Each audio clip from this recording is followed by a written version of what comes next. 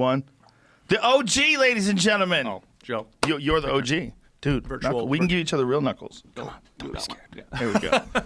I'm not crazy. I'm not like a paranoid person, but I'll tell you, Joe, you got me to leave my house for the first time in 5 weeks. I'm so happy you left, and I'm so happy you got tested. Yeah, the first time in 5 weeks that I've left the house, and yeah, I got tested, and everything's great. So, but I'm not like paranoid or anything like that. It's just spray it down, baby. Yeah, just How bad is all this Lysol for us? This stuff is pretty good. This is a real question, right? How bad is all this Lysol? Yeah, it'll be fine. Yeah. Aerosol's probably not bad. But no, great to be here. Thank you for My having pleasure. me. And man, I haven't left my house in 5 weeks. I've been isolating as a responsible citizen, right?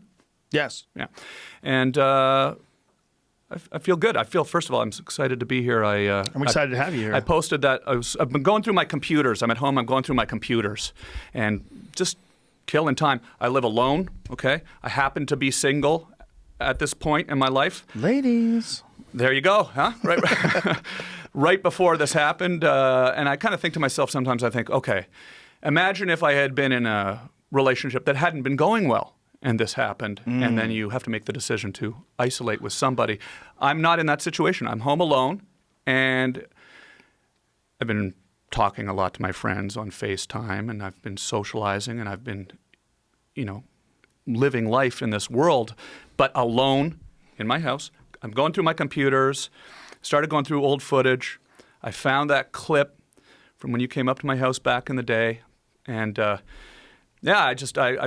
saw this moment where I'll jump right into this if that's cool. Sure. Because I saw this moment in the clip where we started talking about my old web show, and you'd come up to my house back in the day, and it was so cool that you came up then. And I remember at the time, your website was like way advanced, right? Like it had all sorts of extra stuff on it that people weren't really doing on the web back then. And you came up, and we just started talking about the web, and that was because of my webmaster, Andrew Blevins. Shout out to Andrew.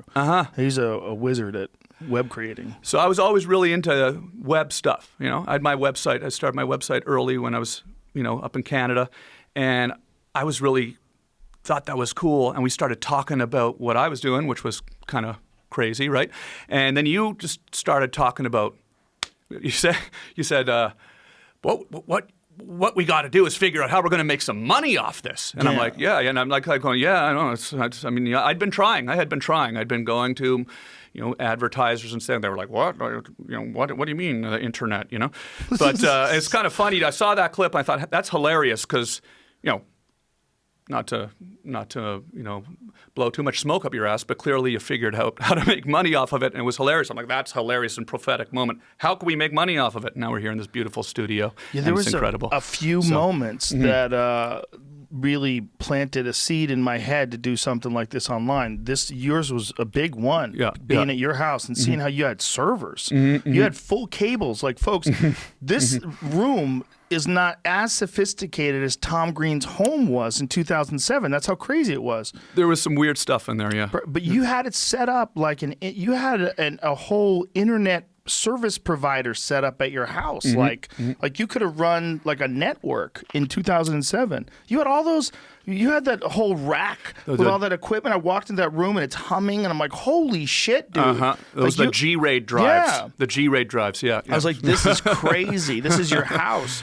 And like folks, like back then, you had to have these cables that snaked through the house, like so everything was taped down. I was like, "Fuck, dude, this is like you literally turned your house into a set. Like it was much more like a set than anything I'd ever seen before outside of a set." There were lights screwed into the ceiling. Yeah. I kind of trashed my place. You even figured out how to take video calls from people. Right. That was exciting. Crazy. That was exciting. I had this.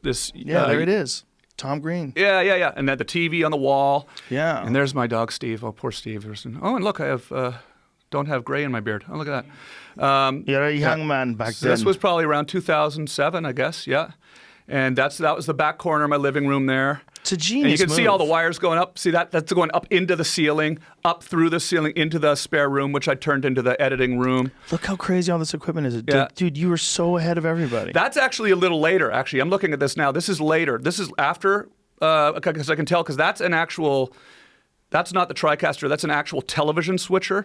I forget what model. It's a Sony switcher. So you started with a TriCaster and a computer? There was a thing called a video toaster system first. I had that for a year. Then we got the first version of the TriCaster. That's Victor, who was working on the show. He's stoked that I'm here today. I still talk to Victor quite a bit. Shout out to Victor. Victor, what's up? But so that was a little later.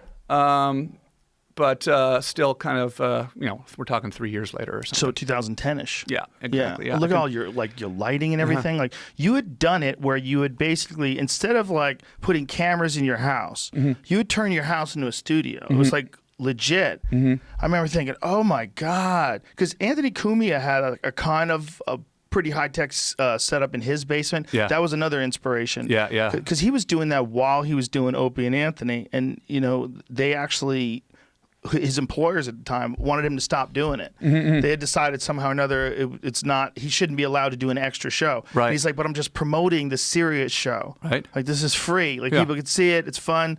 So Anthony would do karaoke with machine guns in front of green screen. And she's still kicking ass on the internet. Yeah. Yes. Wait. Well, now he has his own network. Yeah. Exactly. Yeah. I love that guy. He's a unique dude. He was great on Opie and Anthony. He was always really funny, and just like a comic. But he never did stand up. Yeah. It's really interesting. He's like the most comic guy that I've ever met that never did stand up is Anthony Cumia. 100% could have been a great comic. 100%. I think sometimes people I'm just making this up right now, but I think sometimes people that have never done stand-up who do radio are afraid of it, because it's like the audience, because they can.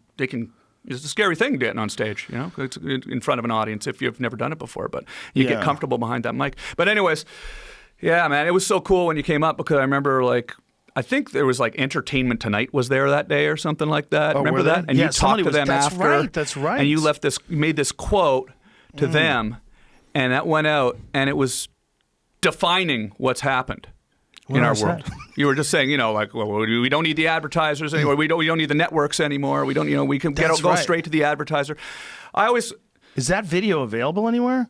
I think I saw it on the internet somewhere. That video of me saying that is kind of hilarious if you stop and think about how all this internet stuff has played out since then.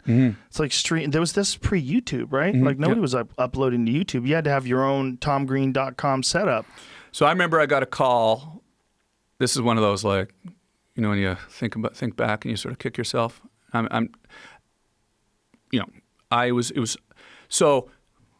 far into the weeds do we want to get technically? It's like people are like, who gives a fuck? Oh, there it is right there. But here I was, I had the that's the clip, yeah. Those are my backwards baseball hat days. So Jamie's still in those days. We were hosting this stuff on this site called bitgravity.com. So we would upload our shit to that. Were those the guys from Denver? No, Bitgravity is San Francisco. Okay. Yeah.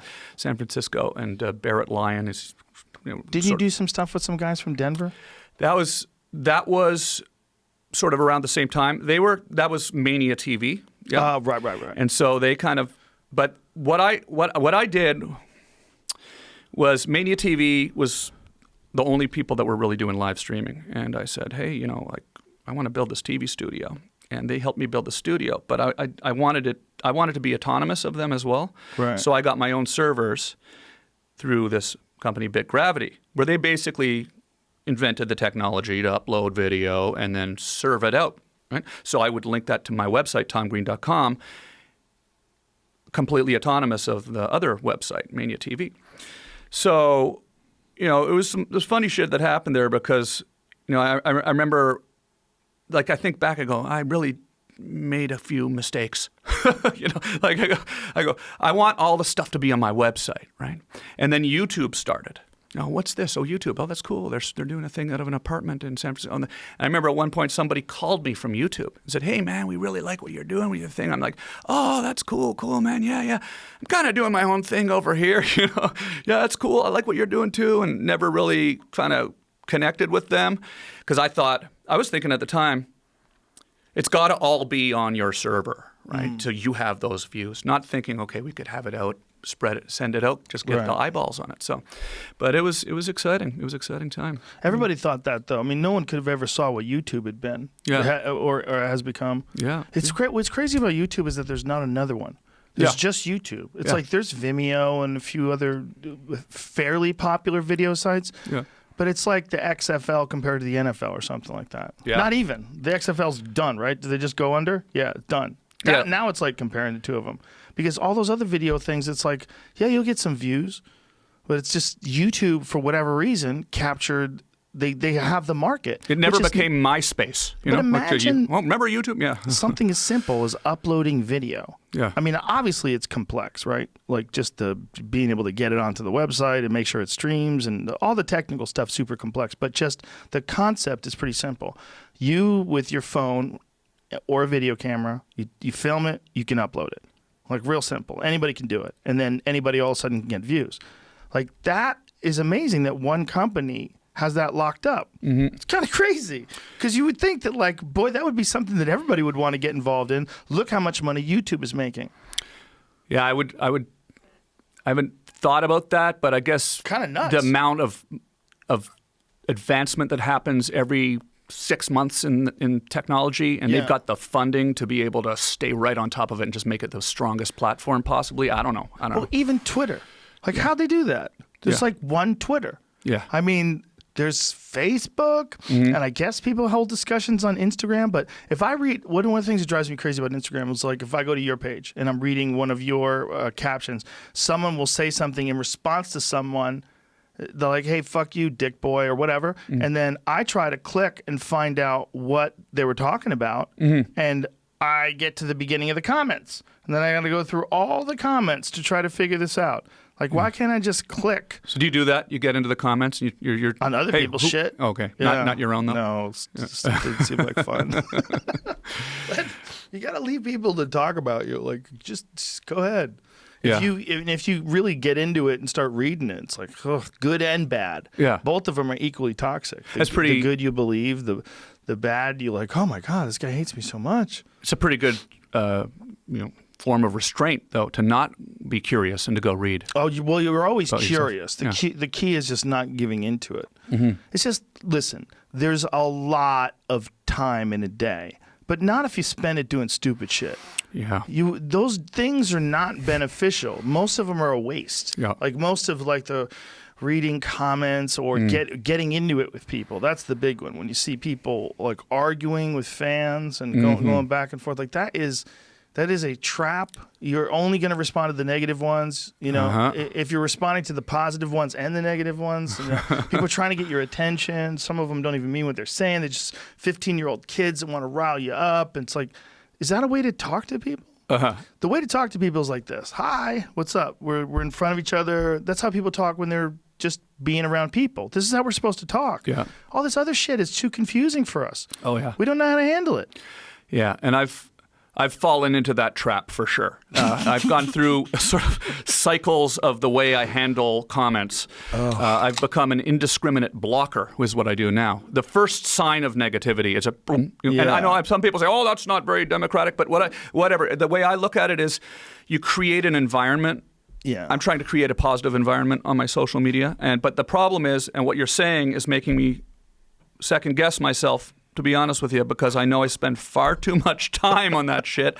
And I'm thinking, man, I really should just not read that stuff. Time's precious. Yeah. It's precious. Even now, when people are forced to not work, you can do one of two things, right? You could either drink all day, which a lot of people are doing. Yeah. There's a hilarious video of this guy who's out jogging in his neighborhood, just passed by people's recyclables, pointing out all the empty wine bottles and empty vodka bottles.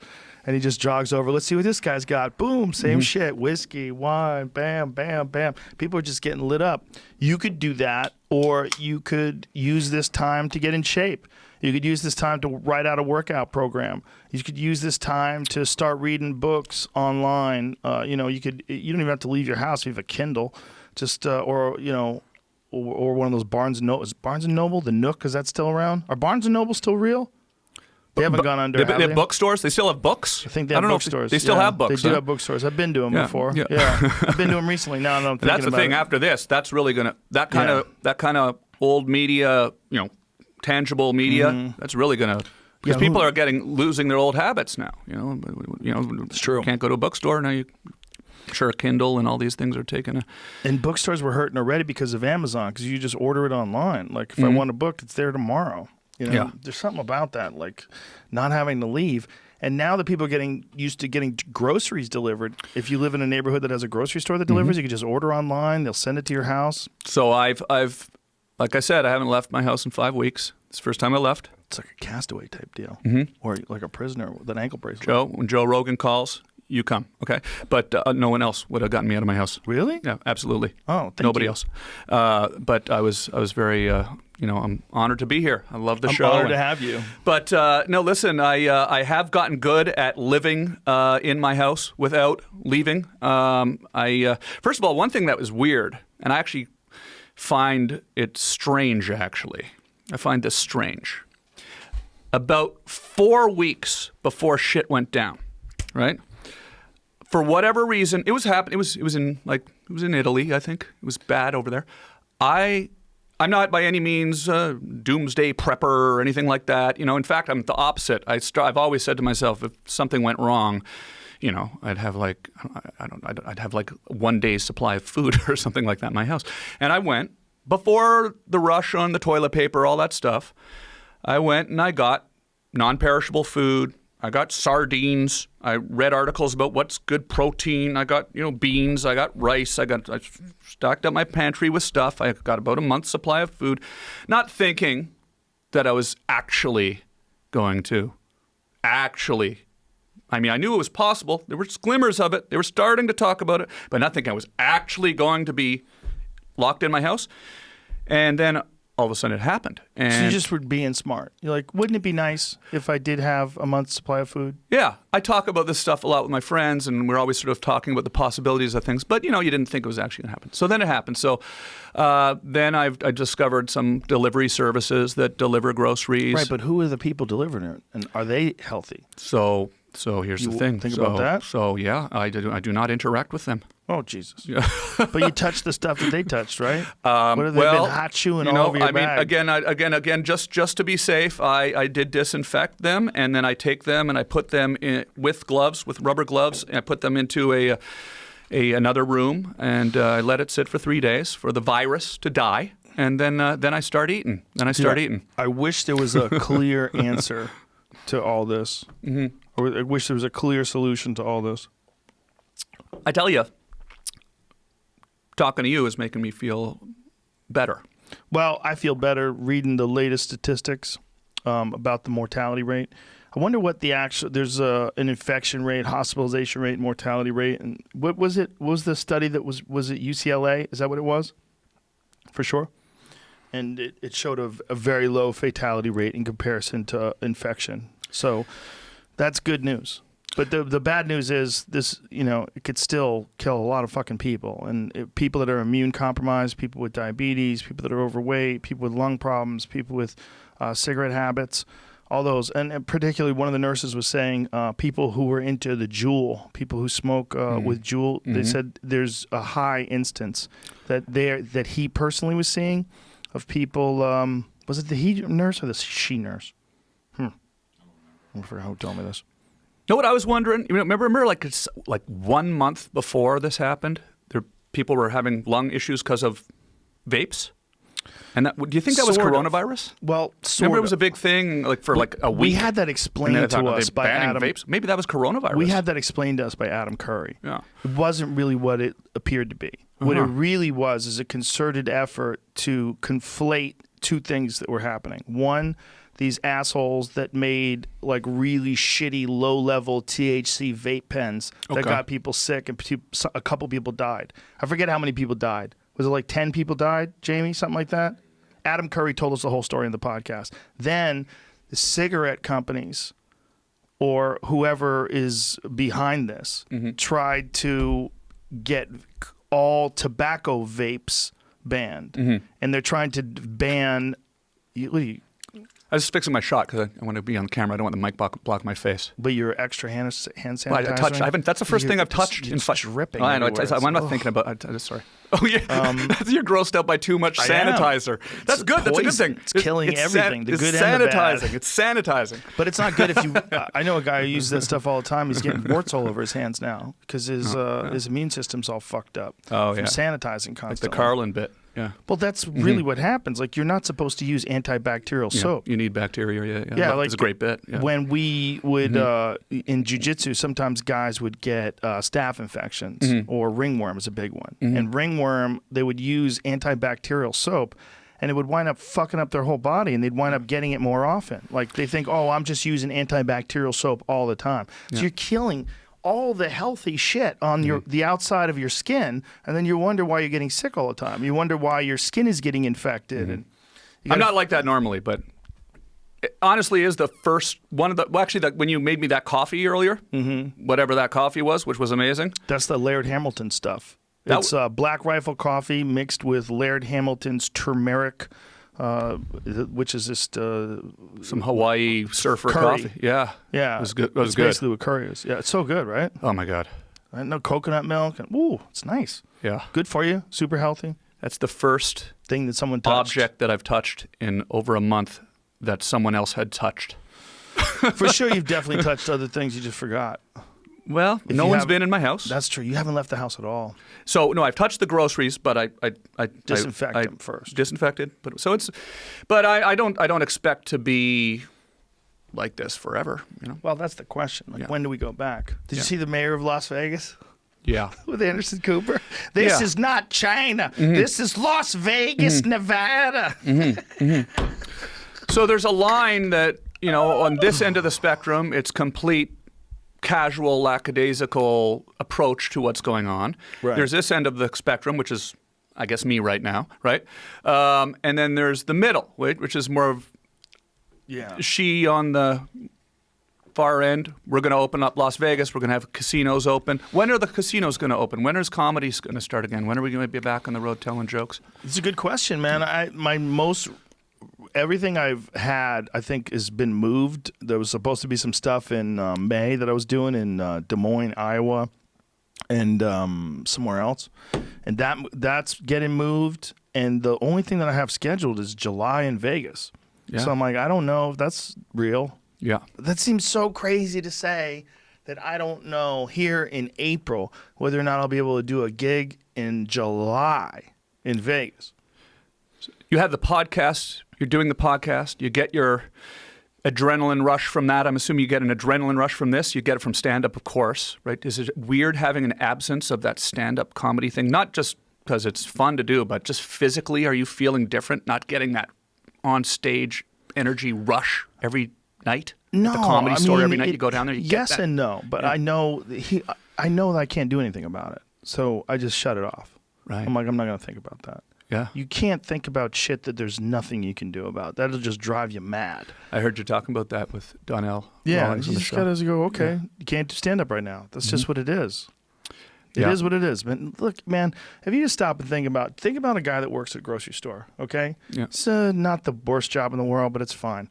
Now, all of a sudden, he's in a fucking war zone. He's in a viral war zone. He's got to hope that some coughing motherfucker doesn't give him a death sentence while he's restocking the rice, right? It's a different world. Yeah. Different world for them. For me, I can't go on stage for a while. Yeah. Yeah, it's terrible. I feel bad for the comedy clubs, really. I feel bad for the waitresses and the waiters and the kitchen staff and the managers and all the people that don't have a paycheck coming in. I feel bad for them. And I'm happy to do a ton of free shows.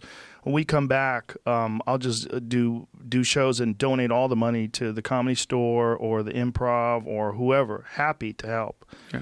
But I think that it is, for us in particular, it's an inconvenient thing. Yeah. But it's not life-threatening. This is a life-threatening time for some people. For nurses and hospital workers, this is a life-threatening time. For that Chicago bus driver, did you see that video of the bus driver? Yeah. Who's telling people, please be courteous, don't be coughing in the middle of the pandemic, and then he's dead a few days later. Tragic, yeah. Horrific, right?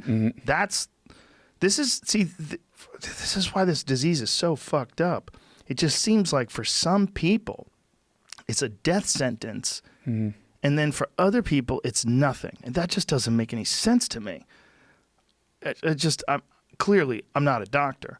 And clearly this is a new virus. But it's just so weird that something could be asymptomatic for a huge amount of people. But some people get it and they barely even notice it. They just feel a little bit of fatigue. Some people get a little bit of a cough for a couple of days and then nothing, and other people are dead. Like, it's nuts. It doesn't compute in my head. Like, other things, you know what I'm saying? Like, so have you ever been seriously ill? Yes. I've had the flu. I mean, like, I'm a cancer survivor. Right. So to me, not saying the flu is not seriously ill. That's flu. You can die from the flu, right? You can die from the flu. We know this. But so when I got cancer, my show was on MTV. Things were going great. Everything was going great. You know, I got my show on MTV. People were watching. I'd been doing it on public access in Canada for years, 6 years. I'd been working away, making my own show because, you know, no one's ever going to give me a friggin' show, so I'll make my own show, right? Sort of I did that before the web. I did that first, right? That's how I always thought like that, you know? All of a sudden I'm on MTV. Everything's great. Feeling a little funny down there. Fortunately, I went to the doctor, right, which a lot of young people who get testicular cancer, thank you very much, don't go to the doctor right away, so it spreads. And they die, right? I went to the doctor. I was lucky. I went to the doctor. But for me, having that happen at that time was so bizarre. Just in the, you know, I sometimes think if I had gotten that testicular cancer 1 year earlier, you know, MTV wouldn't have picked up the show yet. So I would have been in Canada dealing with it, and then probably they wouldn't have picked up the show, and my life would be completely different. That sort of change, and sort of the you know, I don't believe there's coincidences. Sometimes I don't believe in coincidences. Sometimes I do. I flip-flop on that. But I basically, because of that, what that sort of made me realize is that, like, life's random. It's not fair. Shit can happen. Even if it is unlikely, it might happen to me. And because of that, having dealt with that, and it just sucked, man. It sucked having cancer, like, because it wasn't just about, like, you know, removing my right testicle, right? You know, that sucks enough. You think that, you know, but it's fine. I got the left one. It's fine. It's the middle one now. It's fine. It's doing good. But I'm doing a bit. But no. But the thing is, they also did my lymph node dissection. It cut me open. It was painful. I was in the hospital for 6 weeks. Wow. Took years to recover from that physically, like pain, you know, nerve damage, just, you know, slowing down your body. And so I just go, I don't want to go through that again. Like I'm happy to just stay in my house right now, cut all, you know, you know, just completely, like, improve my odds. I don't really have anything to do right now anyways, you know. I'm not touring. I have a lot of stuff that I love doing in my house.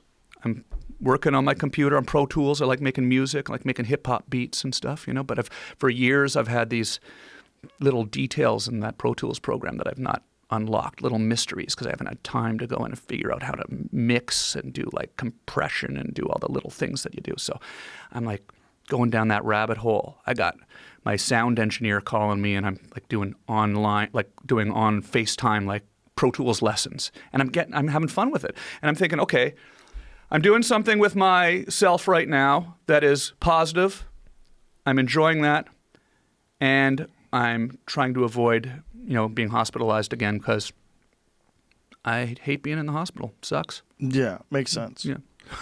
Are you doing anything differently in terms of how you eat, or health-wise, or nutrients, or taking care of your immune system? Yeah. Yes. I heard you say zinc on the show, and I don't listen to me. First of all, if you're getting your medical advice from me, yeah. Well, no, I had already had the zinc, but that confirmed that I was taking zinc. So I've taken zinc. I've been There's taking a lot of articles you should read on it, but yeah, zinc's very good. I've been taking vitamins, vitamins, and then honestly, I'm not drinking as much.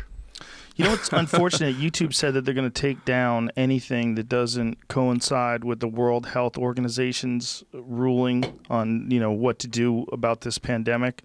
What do you mean? Their YouTube is taking down things, and now I don't know how specific they're going to be about this, but they were saying alternate therapies like vitamin C and things along those lines, which is kind of unfortunate because unless they're not being that strict about it, because I would say if someone was saying, if somebody made a video, someone who's a nutrition expert, and they made a video, how to protect your immune system from COVID-19, or maybe just protect your immune system during the time of COVID-19. So they're not even saying that it's protecting it from that, but how to boost up your immune system in this very dangerous time in terms of viral infections. Well, there are strategies. There's things you can do, like get more sleep, drink more water, eat healthier, keep your body healthy with nutrients, and making sure you're eating clean, and don't drink alcohol and don't smoke cigarettes. If you just do those things, like, this is real. Like, this has actually been proven. So I don't know what you can get away with saying and what you can't get away with saying, but you can't always just hope that doctors come up with a cure. Because, yes, the doctors are going to come up with a cure, and yes, we need them to do that. But you can't always think that medicine is going to fix you and you can just keep doing what you've always been doing that got you sick in the first place. Because a lot of times when you get sick, it has to do with how you've been living. Not always, but a lot of times. Like, is your immune system already compromised, or are you already weak? Are you beating up your body and abusing it, and then boom, then you catch a cold? We all know that's true. So advice on how to strengthen your immune systems, it's important for everybody. Now, if you want people to say, don't say that this is a cure for COVID-19, it's going to keep you from getting COVID-19, fine, great. But so what? Like, YouTube's going to take a video down that says, I want this. What I'm saying, like, if you take a lot of vitamins, don't drink alcohol, or during the time, if it has to do with coronavirus and it's contrary or not in what the World Health Organization has recommended, which changes every 2 weeks. Well, they fucked up. I mean, there's wear a mask, don't wear a mask. Wear a mask, don't wear a mask. Good to wear a mask, bad to wear a mask. What the fuck? Somebody posted it on their Twitter the other day. From it might have been Donald Trump Jr., but it showed World Health it was on Instagram. World Health Organization, a tweet from them I guess it was what time it was last year. I think it was either December or maybe the beginning of this year. But they were saying that the World Health Organization says that it cannot be contracted from person to person. This is a tweet that they put out. So you can't say... How the hell do you get it then? Well, they didn't know then. Directly from a pangolin. Yeah, you have to be there. So don't worry about it. This is what they were getting, Chinese propaganda. They were spreading it. But the World Health Organization, when they were posting it, that's absolutely wrong. We all know that's absolutely wrong. So if you say you have to listen to what the World Health Organization says, well, they've been wrong before, right? And I want to know how much they really know about nutrition, how much they really know about health and fitness. Like, I'm looking at these people, they don't look like the healthiest humans in the world. Just because someone's a scientist, you know what I'm saying? Doesn't mean they're taking care of their own body. That's a problem. No, he's a smart guy, but he might not work out. And I've talked to a lot of really brilliant people, including doctors, that eat shitty food and don't really work out. So it's crazy. I realized I didn't have a lot of vegetables, so I ordered, on Amazon, which I'd never used Amazon, by the way. Amazon Fresh? Is that what it's called?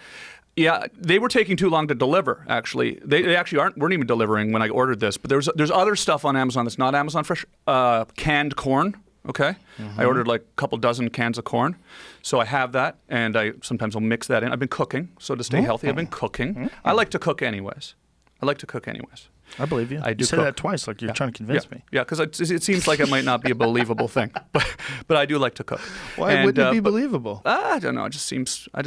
You seem like I'm a guy who surprised would by cook. it, so I figured others might be. But I'm not at all. Yeah, I like to cook, but I'm not an I just kind of have a sense for it. I know I can usually tell that I'm going to like it just by the smells of things, and so So I have canned corn. I've been cooking a lot of pasta. I've been, I have stuff. I go live on my Instagram story. I do a little cooking show, sort of. I mean, it's not. I'm not saying it's a cooking show, but I do. Whenever I cook, I do a little Instagram story.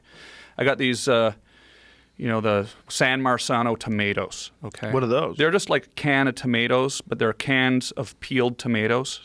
So they're delicious tomatoes, but they last forever because they're canned. So you can have a closet full of them, and they'll last forever, and you'll always have tomatoes.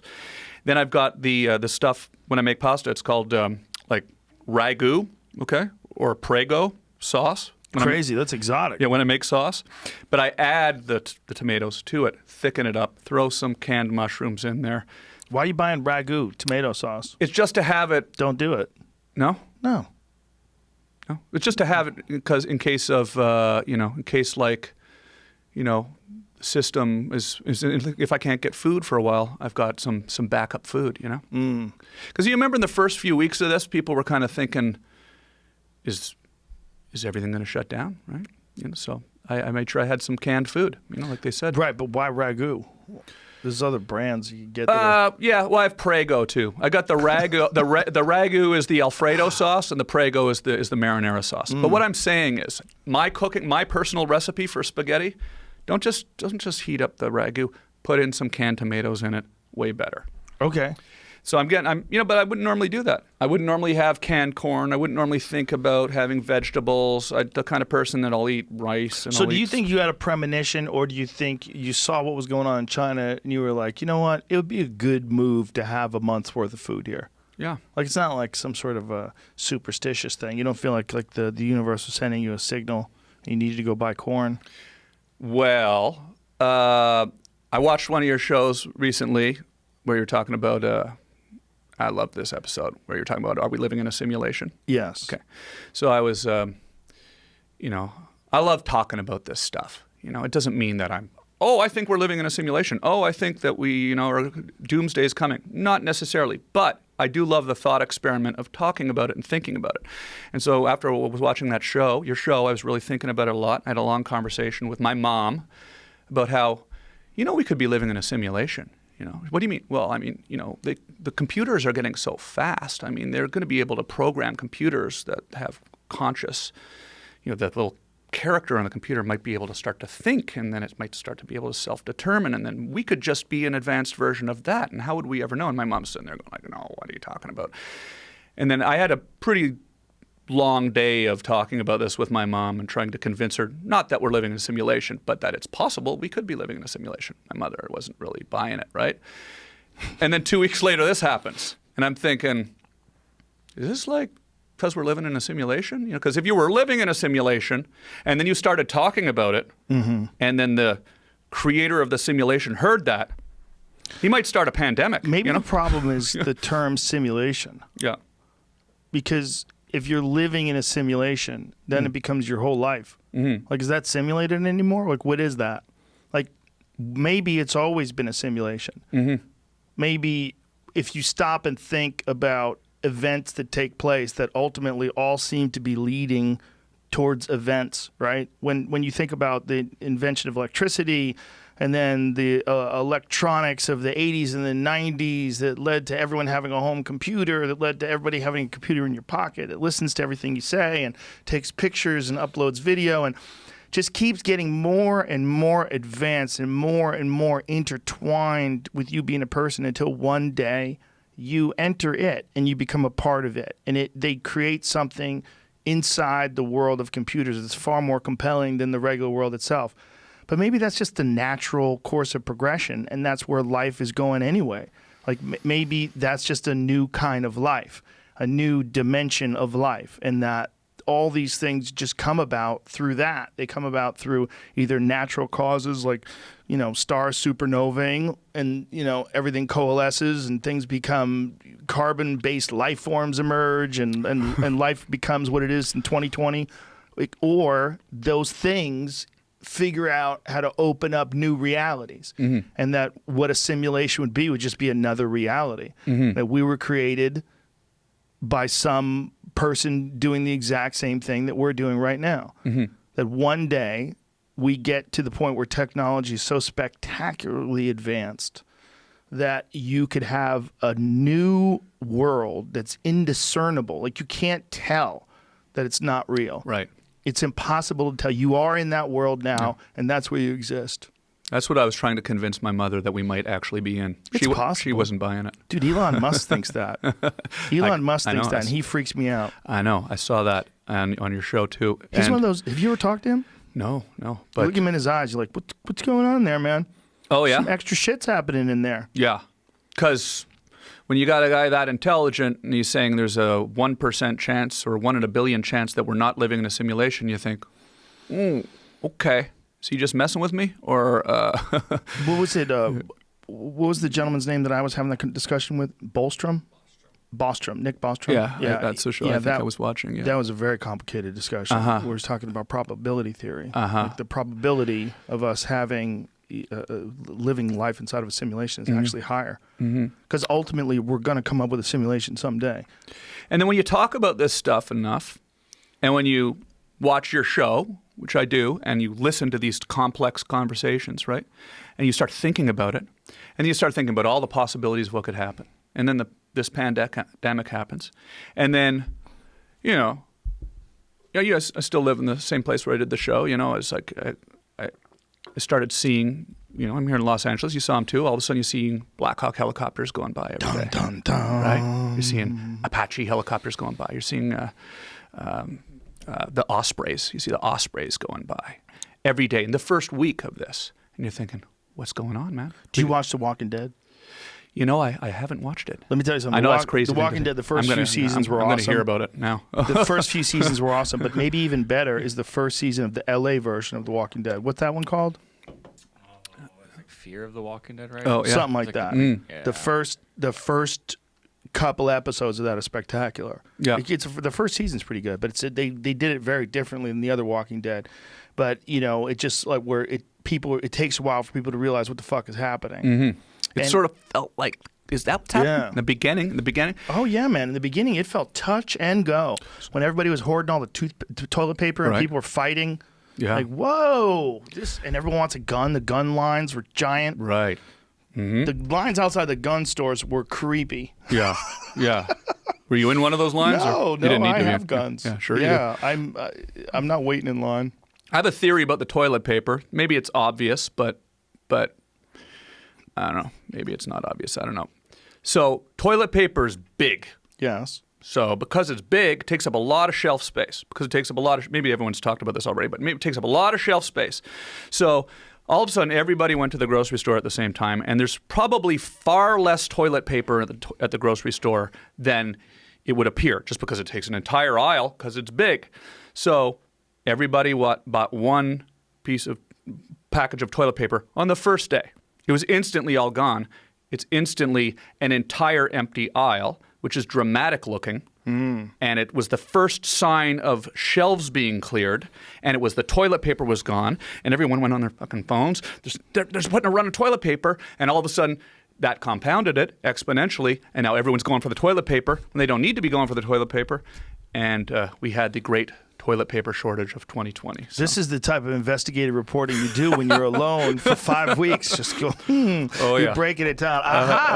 You're the Columbo of toilet paper. That makes 100% sense. Because it's big. It's big. Everyone grabbed a can of corn. Everyone grabbed a can of beans, but it didn't create an entire empty aisle that then got people thinking, talking, and tweeting and typing and Instagramming.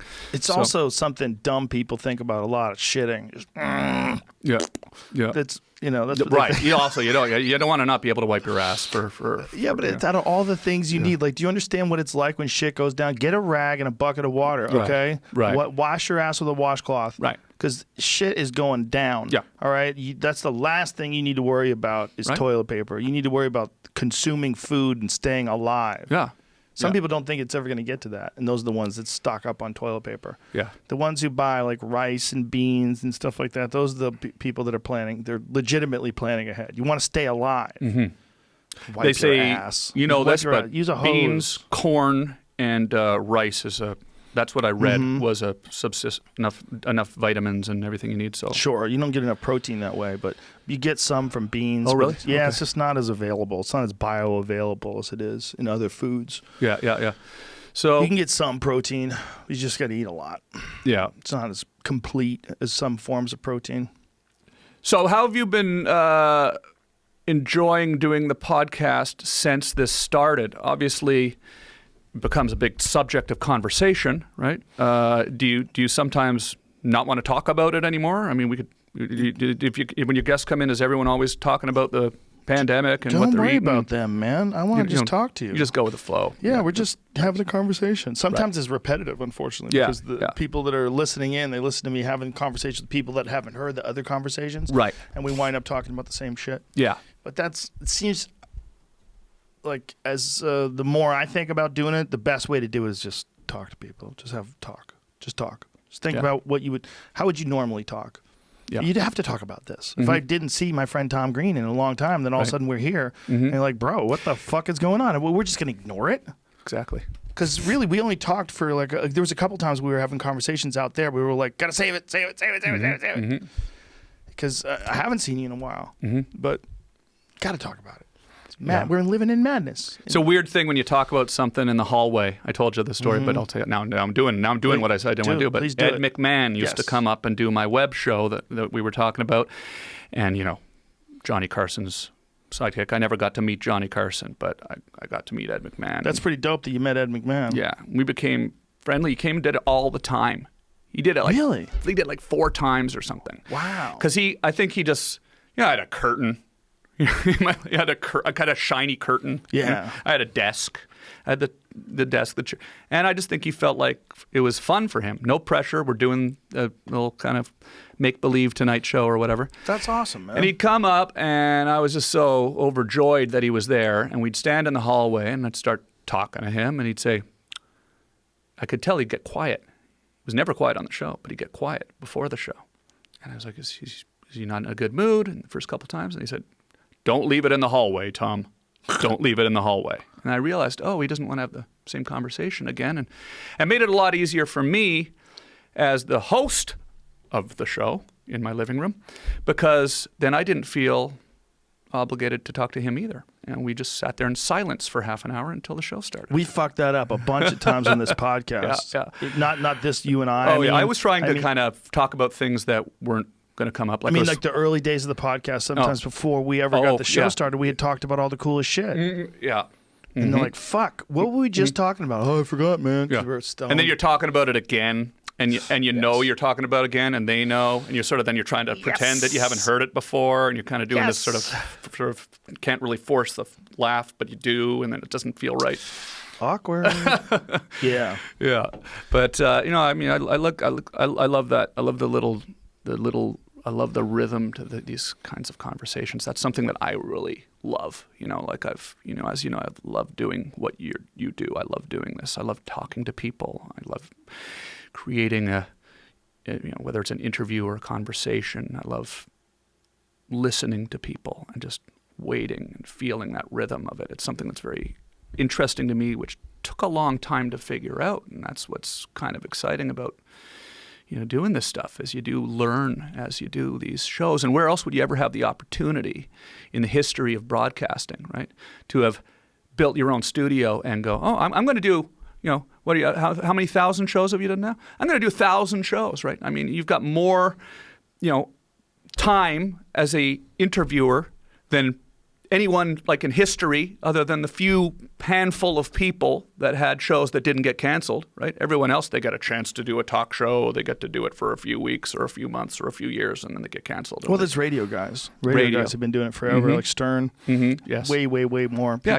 that's what I'm saying. You're in that category of people where you've got 10,000 hours of interviewing time, It's pretty awesome. It's pretty weird. Yeah. It's not 10,000 hours. Yeah, but it's how many thousand now? It's like 1,000 something? 1,000 show, 1,500 shows. 1,500 shows. And the longest ones are like, there's a few 5-hour ones in there. The Kevin Smith one, a couple of them that were like 4 or 5 hours. Yeah. Most of them are 3 or under. Yeah.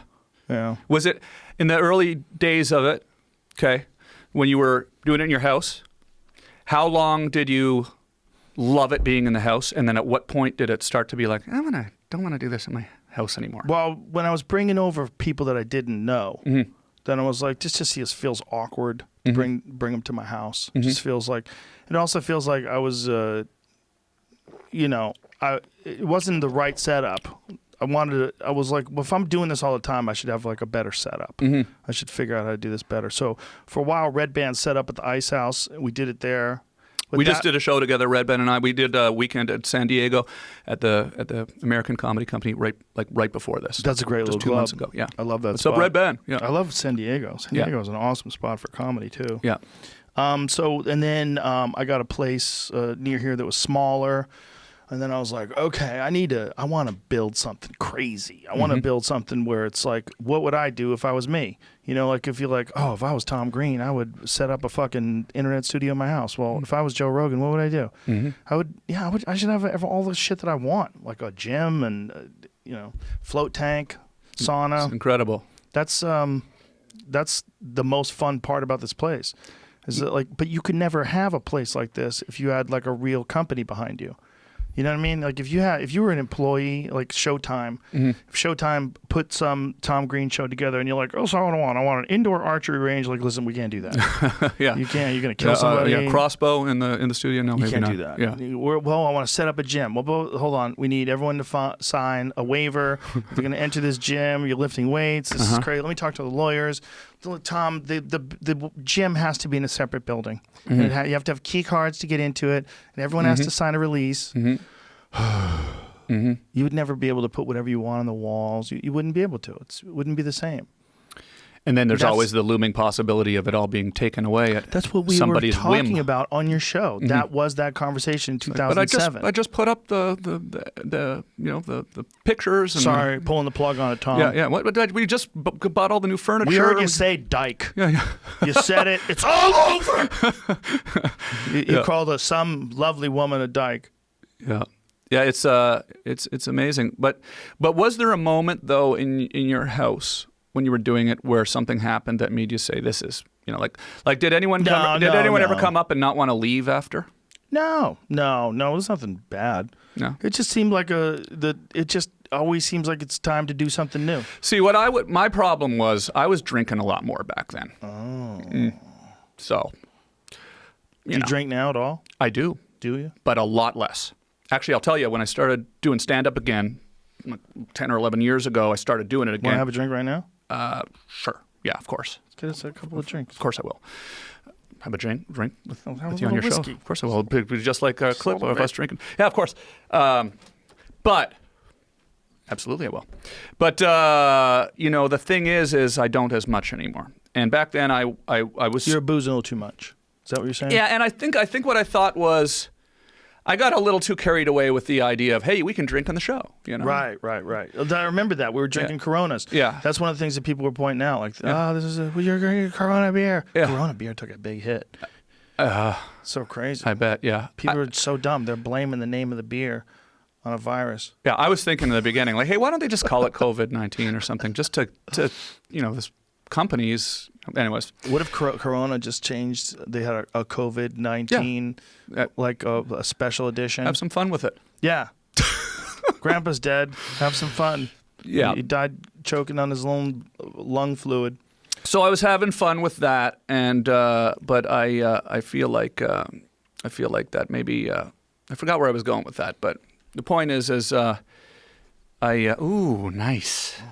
What do we got Do you have here? any more bottles of this? This thing's almost empty. Ooh. A little whiskey there, huh? Yes, sir. That's my drink. I've been drinking Bushmills. Oh. Is that a specific type? It's from Belfast. It's Cheers, Irish sir. whiskey. Ooh. It's a healthy pour there. Yeah, it's cool, Jude. Awesome. Beautiful. Thank you. Okay, well, I won't be having any more. I'll just have this. That's fine. That's all you need. A little sip. It's not bad for you. It's been proven. Sorry, what is that? That's Buffalo Trace. This company's been around since 1773, son. Oh, yeah, I heard you It's talking one of my about that. sponsors. I heard you talking about Just, that.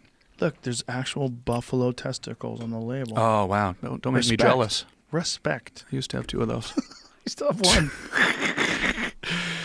But So we were talking about drinking, doing the studio. You said it got a little carried away because you could drink there. oh, I know where I was going with Okay. it. Yeah. So of course people like to drink. My guests like to drink too.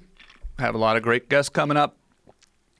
Sometimes we'd have a few too many. Sometimes turned into every time we had a few too many. It turned into a party every night.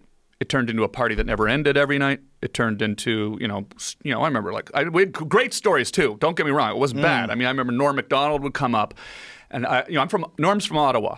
Okay. I'm from Ottawa, Canada, the capital of Canada. Okay. I grew up loving Norm. Okay. Because when I was a teenager, I was doing amateur night, they called it. That's what they used to call open mic nights at Yuck Yucks in Ottawa. Amateur night. I'd do that.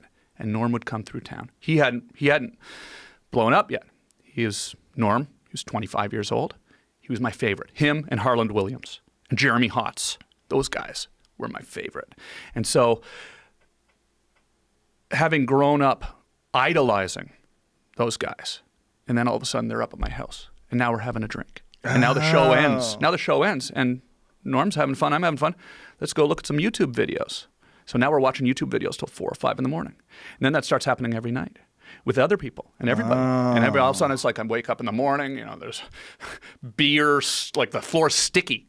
Like the floor in my house, I've got a nice place, right? The floor is sticky, right?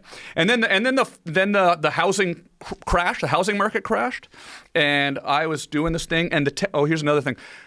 Okay. The technology changed. And so every few months, the cameras are obsolete. The 4x3 cameras don't fit in the aspect ratio. You got to get all new cameras. Okay, so I got to spend $6,000 on new cameras just to keep it working. I've already spent all. Okay, and then the house is worth like half of what I paid for it. I'm like, am I underwater here? And that floor, and not to mention that the floor's sticky. I've screwed things into the ceiling. I've ruined it. I've ruined the house that's worth half of what I paid for. I'm like, maybe I should get rid of the studio out of the house. This is not healthy. But no, and there was also, this. Did you want a semblance of normalcy? Didn't you want a house? Well, it also, what happened was, cheers.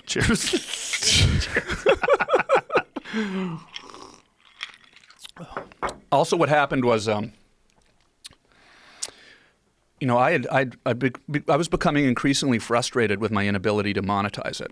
Okay, and because it just wasn't really what people were doing quite yet, and I had people all over the world calling in and watching. We were getting a lot of views. We were getting the moment when I realized something cool was happening with the views. We figured this thing out. Kat Von D came on the show. Okay, Kat Von D. Yeah, she came on the show. She had a MySpace page with like a gazillion followers. This is a funny story, actually. I hope it is, at least. We embedded the feed to her MySpace page. All of a sudden, we had 1 million views on that one feed. Oh my God, this is amazing.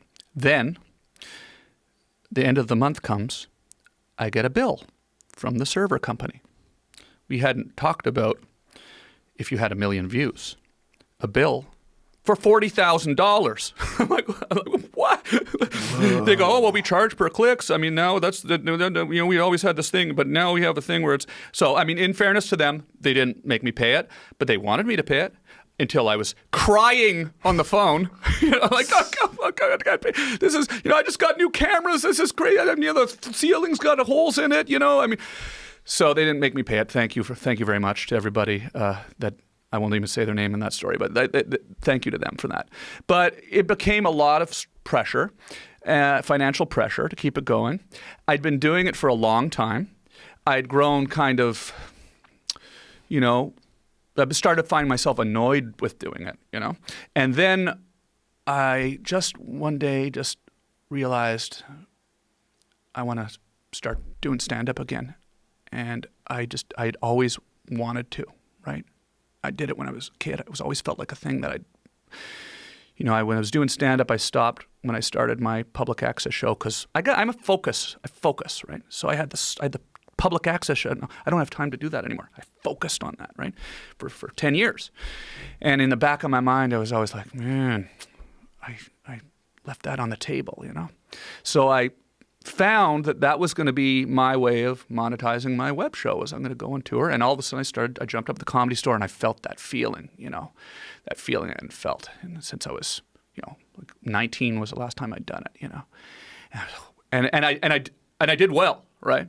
It was like the fear of like, oh, am I going to bomb? Are they going to, it was just instantly gone, and I realized shit, and then I went back. I started going back, going back, and then I go like.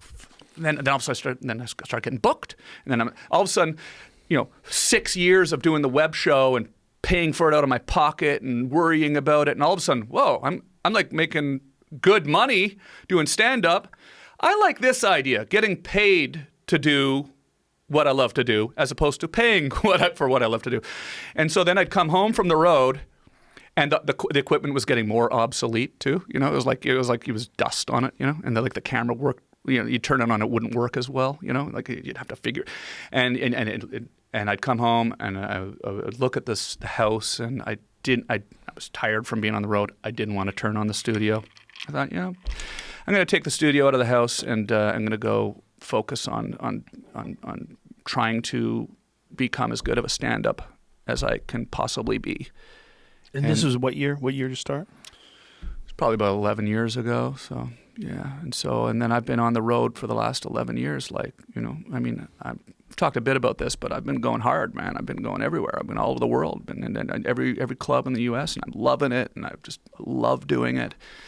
And I feel, you know, what I love about stand-up is I know and I'm not sure if this is true at your point, but for me, I still feel like every time I get on stage, I feel like I'm learning something and getting better at it. Still. Every single time. Yeah, me too. I've done thousands of shows, but then how can I walk off stage and feel like that was the best show? Well, that's what I said the last time. That's what I said the time before. That's what I said the time before. But I love that feeling of like, oh, there's somewhere, we're moving somewhere with this. We're moving we're figuring something out. It's very fulfilling. So. Well, it's clearly something that the more you do it, the better you get at it. If you're enthusiastic and you're concentrating on it, the more you do it, the better you get at it. Mm-hmm. And the more years you have in, it's like the more data you've processed on how to do it right and how to do it wrong and what to avoid and what to emphasize and all these different things. They just get to a greater and greater understanding of this thing. So really, there is a difference between like 10 years and 20 years, 20 years and 30 years. It really, you really do keep, as long as you really are still passionate about it, you will still get better at it. Dom Herrera said this to me, and Dom's been doing it longer than me. I remember watching Dom on TV when I was thinking about doing comedy. He was already on TV, right? And when I became friends with him, he was like one of the first guys that I was friends with. I was like, I can't believe I'm friends with Dom Herrera. And to this day, Dom's been doing comedy probably like 40 fucking years. To this day, he still says, you know, you just keep concentrating on it, you still get better.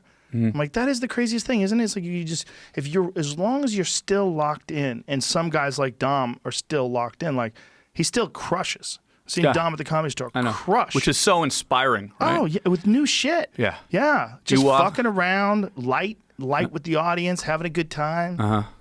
Been doing it forever. Still loves it. Still loves doing stand-up. And I think that's what's up. It's like whatever you're doing, whether it was your public access show or whether it's you doing stand-up or maybe you become an author, whatever the fuck it is, that thing, you just have to really be all in on that thing and really be interested in that thing. And if you are, you're going to get better at it. You're going to get better at it. Just keep, you're going to have bad times and good times and jokes that suck and jokes that are better and some jokes you have to abandon, they're never going to work. You try them, you're like, what is wrong with this? I can't seem to let me just put it aside for a little bit, and you might come back to it 2 years from now. You're like, oh, that tomato joke. And then you go back and then you start fucking around with the tomato bit again. You bring it, you reintroduce it to the crowd. You never know, man. It's like a living forest of ideas. That's what an act is. It's like a life form.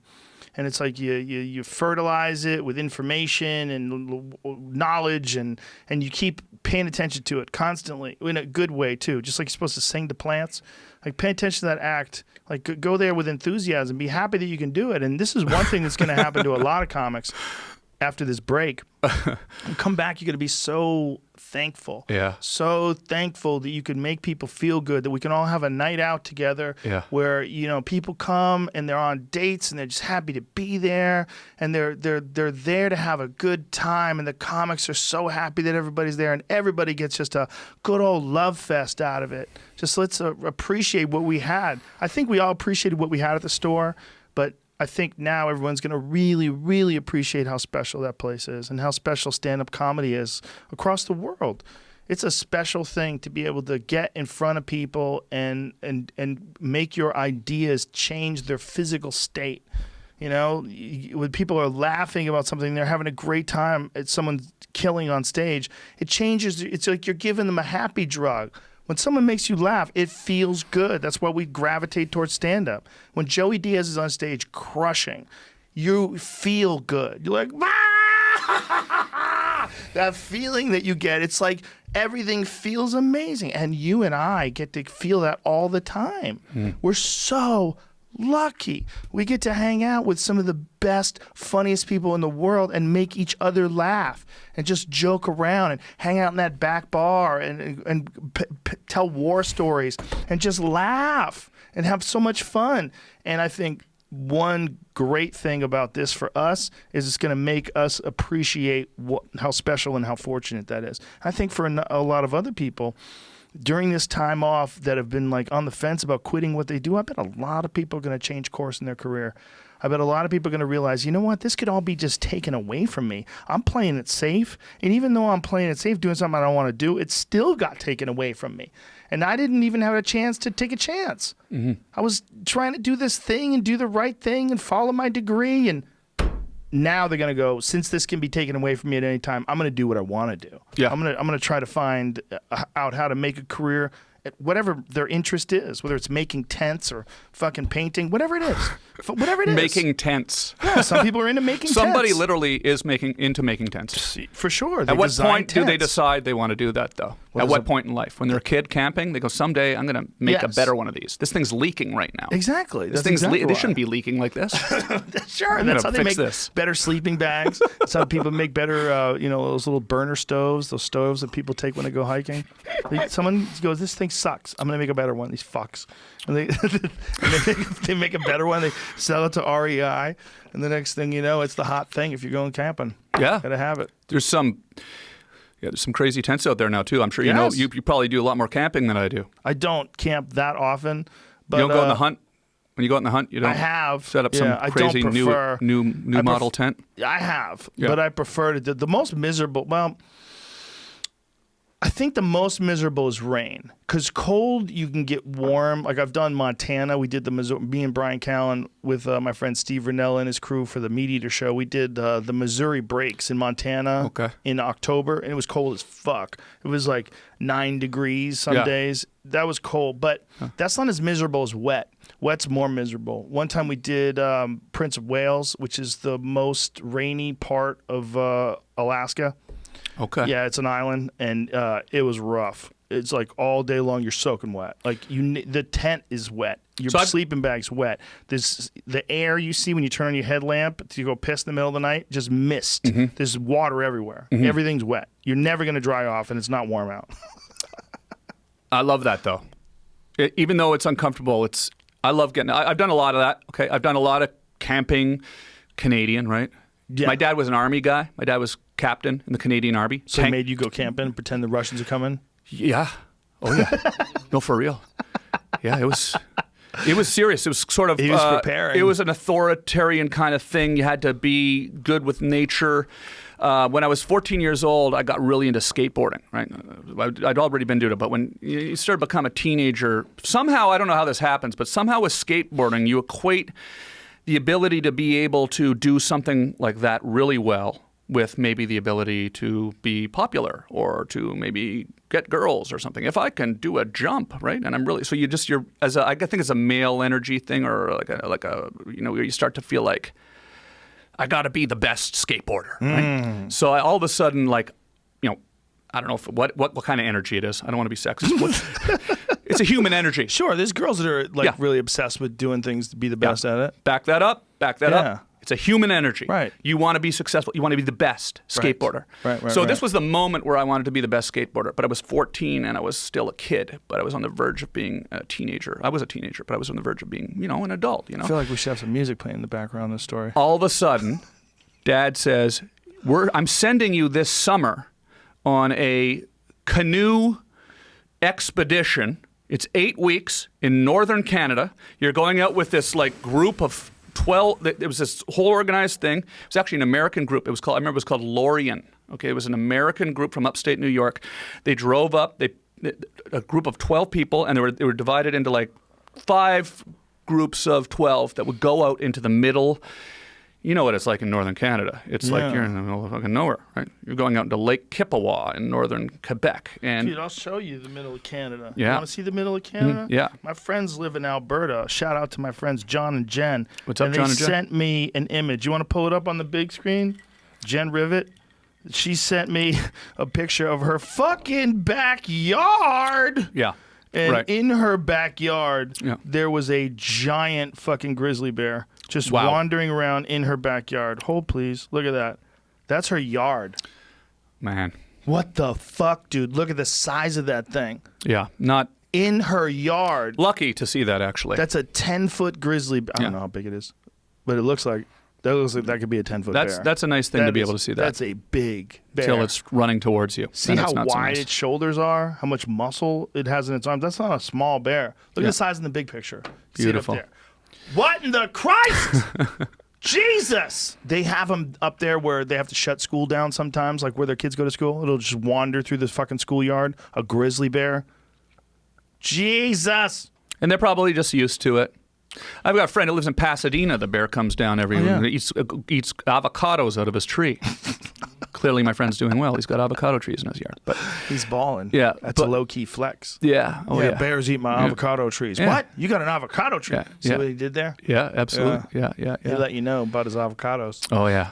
But we'll talk about him later. But he's a great guy. Incredible, talented, genius. But we're guy, talking about so Northern Canada. They put you up there, and they I was out there 8 weeks out there. Make a man out of you type deal. Kind of.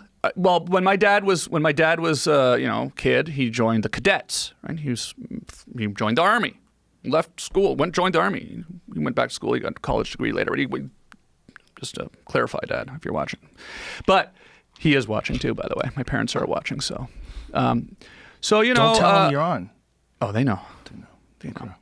But listen, so it was sort of this, you got to know how to be a man. You got to know how to deal with nature. And I went out and I'd grown up fishing with my dad, a lot of fishing, never hunting, but a lot of fishing. Northern pike, largemouth bass, I love fishing. And I was actually the only Canadian on this tour, and we'd go out into the middle of nowhere. We'd do it every day. There'd be sometimes up to 3 kilometer long portage where you'd have to take. So today we're doing a portage. We're going to take all our bags, all our food, all our supplies. We're going to walk 3 miles or whatever, 3 kilometers. Is that what you call a portage? Portage, yeah, a portage. When you pick up, I thought it was portage. Oh, yeah, no, it's French Canadian. Oh. Because the voyageurs, right, were the French Canadian fur traders who came down from northern Canada with the Hudson's Bay Company selling their beaver pelts and all this stuff. The portage, right? So that's funny because well, that was in the first time Winnipeg, I've you're ever thinking heard of that Portage. said. You're thinking of Portage Avenue in Winnipeg, which is a mistake. No, okay. I'm not. I'm thinking of portage, like carrying things. It'd be hilarious somewhere. if it was a Winnipeg thing that you were thinking of. I don't think I've ever heard the word said or said it myself. Portage, yeah. Okay, sorry. French Canadian. So, but I digress. Yeah, oui. But so it was a lot of work, and you'd have to carry your canoe, and then you have to go back 3 miles, and then you have to pick up all your food and all that stuff. It was a pretty intense thing, What they had was every 2 weeks, a float plane would come in, would land, they'd resupply the 12 groups of people, and then everyone would go off in their own direction. So we were off there with maybe 12 people. And I don't think they would do this anymore. It was like one instructor guy who was probably 25 years old. And I was with a bunch of 14-year-olds. And, was fishing and, I love it. I love being out there in the middle of nowhere. Fishing is so fun. And it's such a great feeling to catch something and then cook it. Like if you can cook it within a close amount of time to when you just caught it. Yeah. Yeah. I grew up. Sparks those primal fires. Yeah. Largemouth bass, largemouth bass. I ate a lot of largemouth bass over the years. Sorry, people, but it happens. A lot of people don't like eating largemouth bass. Isn't that interesting? Yeah. They were prevalent in this lake we went to. Largemouth bass, northern pike, and smallmouth, which put up a better fight than the largemouth. But smallmouths are tough. They taste better too. What's your favorite lure? What situation? Like topwater lures because it's exciting when they hit. Okay. Yeah, if you have like a jitterbug or a rapala. Yeah, or a rapala. Yeah, you're twitching it, and then you see something come up and smash the water. That's always the most exciting to me. But I like, I like fishing with all kinds of lure, spinners and crankbaits. I used to like casting crankbaits into lily pads for bass. That was fun because you can kind of pull it across the surface of the water and you see the bass explode. What crankbait? What's that? That might be. I don't know that term. Crankbait is it's got like the skirt, like the flowy skirt like on one side. The rubber worm type of thing over the hook. It's a. What is it called? It's called. I think that's called a crankbait. I'm saying there's a little different terminologies with Canada and the U.S. too. So because we it's call got a little metal thing like a wire, and it connects one side. It's just I think they would either call it. I don't think they would call it a spinner. A spinner is like a small little lure that spins when you pull it through the water. That's Oh, that's a crankbait. So okay. I'm using the wrong terminology. Yeah. That's like a fat lip one that you can move on. That looks like, I think I called those jitterbugs. But what are the ones where there's the spinner on one side and the, God damn it, I forget the word. Where it's like, it looks like there's a coat hanger almost in between the two of them. And on one side. Those are pretty big, right? Yeah. For like musky and stuff. I think they would, maybe you would call it you wouldn't call it a spinner. Yeah. Well, I typed in Just a lure of some spinner sort. bait. That's it. Spinner bait. Okay. That's what it is. I had a pattern. I pretty much used spinners for bass. I put a worm on it. See what that looks like? Oh, yeah. I never knew what to call that. Those are, it's been so long since I used one of these. But that's a little spinner on the end of it. I used to use one of these like literally 30 years ago. Yeah. I put a spinner with a worm on it for bass. I like to use Rapalas. The best fishing experience I ever had was nighttime with my dad. I was probably 6 years old. We were in a canoe. It was, when you're up past midnight and we're going along. We was up late that night. Maybe it was probably 10 o'clock, but it felt like midnight because I was up late as a kid. And I was like literally 6, and we were going along the shoreline, pitch black. Hardly see anything. There's like a lot of mosquitoes up there too. And I had a floating lure. I think it was a Rapala, or I think it was a jitterbug. They make that sound along the top.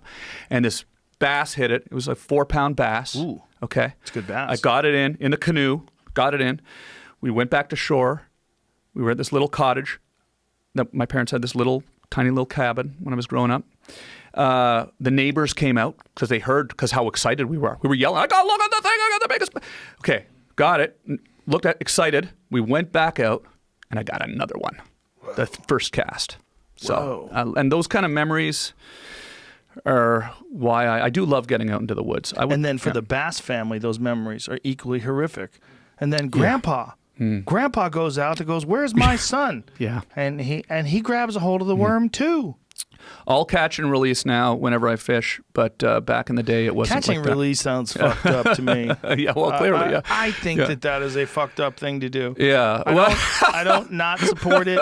I don't say you shouldn't do it. It's like an alien abduction, right? Yeah, there's something kind of fucked up about it. It's like shooting a deer and knocking it out with a slingshot to the head, but then like letting it go. Yeah. You're doing something really fucked up to that fish. Yeah. And you're making it vulnerable. Yeah. Well, I get it. I haven't fished a lot in the last few years, but I do. My parents live on a nice lake up in Quebec, actually. And whenever I go home to visit them, it's like being on vacation. We go out in the boat and we catch some northern pike. A lot of people like barbless fly fishing. Never fly fished. They fly fish without a barb so Yeah. they can release the fish very easily. So it never gets like stuck inside of them. Yeah. Like, Jesus Christ. But the whole point of the barb is it keeps the fish on the hook. So they always get off all the time. Probably. They don't always get off. You keep tension on the line. Sometimes you're okay. But the point is, like, you're not even pretending you want to keep that fish. Mm-hmm. Like, you're just putting a hook in its head and bringing it out into your world and then going, psych, and letting it go. It's like There's definitely some times when you catch a fish and you hook it wrong and you feel bad because it's not a pleasant thing. Well, in that case, it's not as much because you can get those barbless hooks out easier. But it's weird that like most of fly fishing, like when they fly fish for trout, a lot of it is catch and release, a lot. So there's like a whole industry built around torturing these little fishies that think they're going to get a fly. Mm-hmm. And it's just to give you that rush. Oh, I got one. This is like primal caveman rush of stripping in that line. Oh, I got him. And bringing that fish up to the shore and thinking this is going to sustain you and your family. And you're like, psych, I'm going to Burger King. And you let that little fucker loose. You ever get those moments? I just had one moment like this where I'm sitting here and I'm looking at you, in front of the American flag on the show that I watch the show all the time, and I'm sitting here and it's awesome, man. Yes, thanks. Congratulations on being a citizen. You're an American citizen now. Exactly. I just became a U.S. citizen, and you're one of us, but we don't trust you enough to be president. So step the fuck back. I was not born here. I will never be president. Be president unless you're born on this patch of dirt. Don't worry, everybody. There's an imaginary line in the sand, and you were born on the wrong side of it, son. No need to worry. I will never be president of the United States. I wish I was born somewhere else. I wish I could never be president. I'd like to be born in Cuba. Because that's going to be a lot of work when you're president. I don't want to be president. I'll never be president. I'm never running for any office. You never thought about getting into politics? No, that's not my place. Yeah. My place is to talk shit and be ill-informed about many things and cause a lot of people to discuss these things because I'm ill-informed. I incite discussion. Yeah. My place is not to lead. I don't think anybody's place is to be president. I really don't. I think it's a ridiculous proposition. I don't think anybody's capable of handling it correctly. That's why we don't like anybody who's ever done it. Yeah. Nobody's ever done it. We like. It's a tough. You can't please everybody, so you can't. You really can't. Yeah, no, it's a lose proposition. Yeah, if you want to be the guy who runs the whole thing, you got to please everybody. And then there's all these different styles of running the whole thing, right? That's one of the more interesting things about America. We have essentially 50 styles of running the whole thing because we have 50 states, right? So we have all these different people that are in control of these different states. And, we get to see how they do it. Like Arizona lets you just carry a gun everywhere. Like, go ahead, take a gun. Go wherever you want, And California's like, fuck that. It's going to be harder to get a gun. New York City is even harder. Different places let you have different laws in terms of like Louisiana, like New Orleans. You could walk around with an open alcohol container. Nobody cares. Yeah. Walk through the street in New Orleans with a beer and drinking out of that beer. They won't say a word. I've had some good times in New Orleans. It's normal. It's normal. So there's different styles of running the whole show. Yeah. It's interesting. And then, with the fact that you are under a microscope and you can't please anybody and can't please everybody. You definitely can please somebody. Yeah. As long as you're pleasing yourself, right? Like what you would do.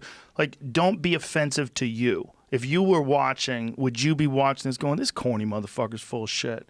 Would you be watching and saying that? Or would you be watching going, well, that's probably a difficult position to be in, but in that position, that guy's showing some character. He's showing some grace. He's showing some compassion. That's what you hope for. But the whole thing is weird. I mean, anytime you're talking like this and people are listening, and how many people are listening? Millions? Like, what does that number even mean? Like, how many stars are there? Does that mean anything to you anymore? It's like, well, the universe has been around for 13 billion years. Like, you lost me. These numbers are too big. I don't understand what they are. Yeah. But what you can control is how you would view yourself. Yeah.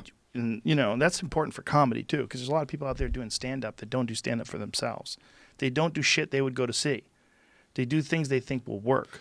They're basically like a plumber. Like, I need this size wrench to go onto that pipe and crank it.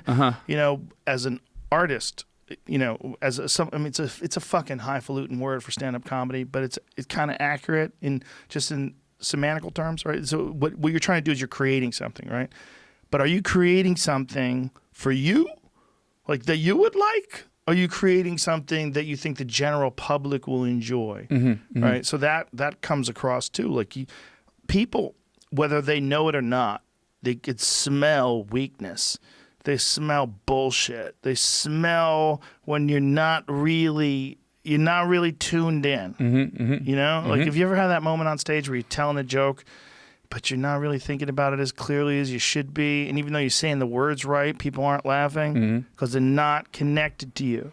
You're not connected to the joke. They're not connected to you.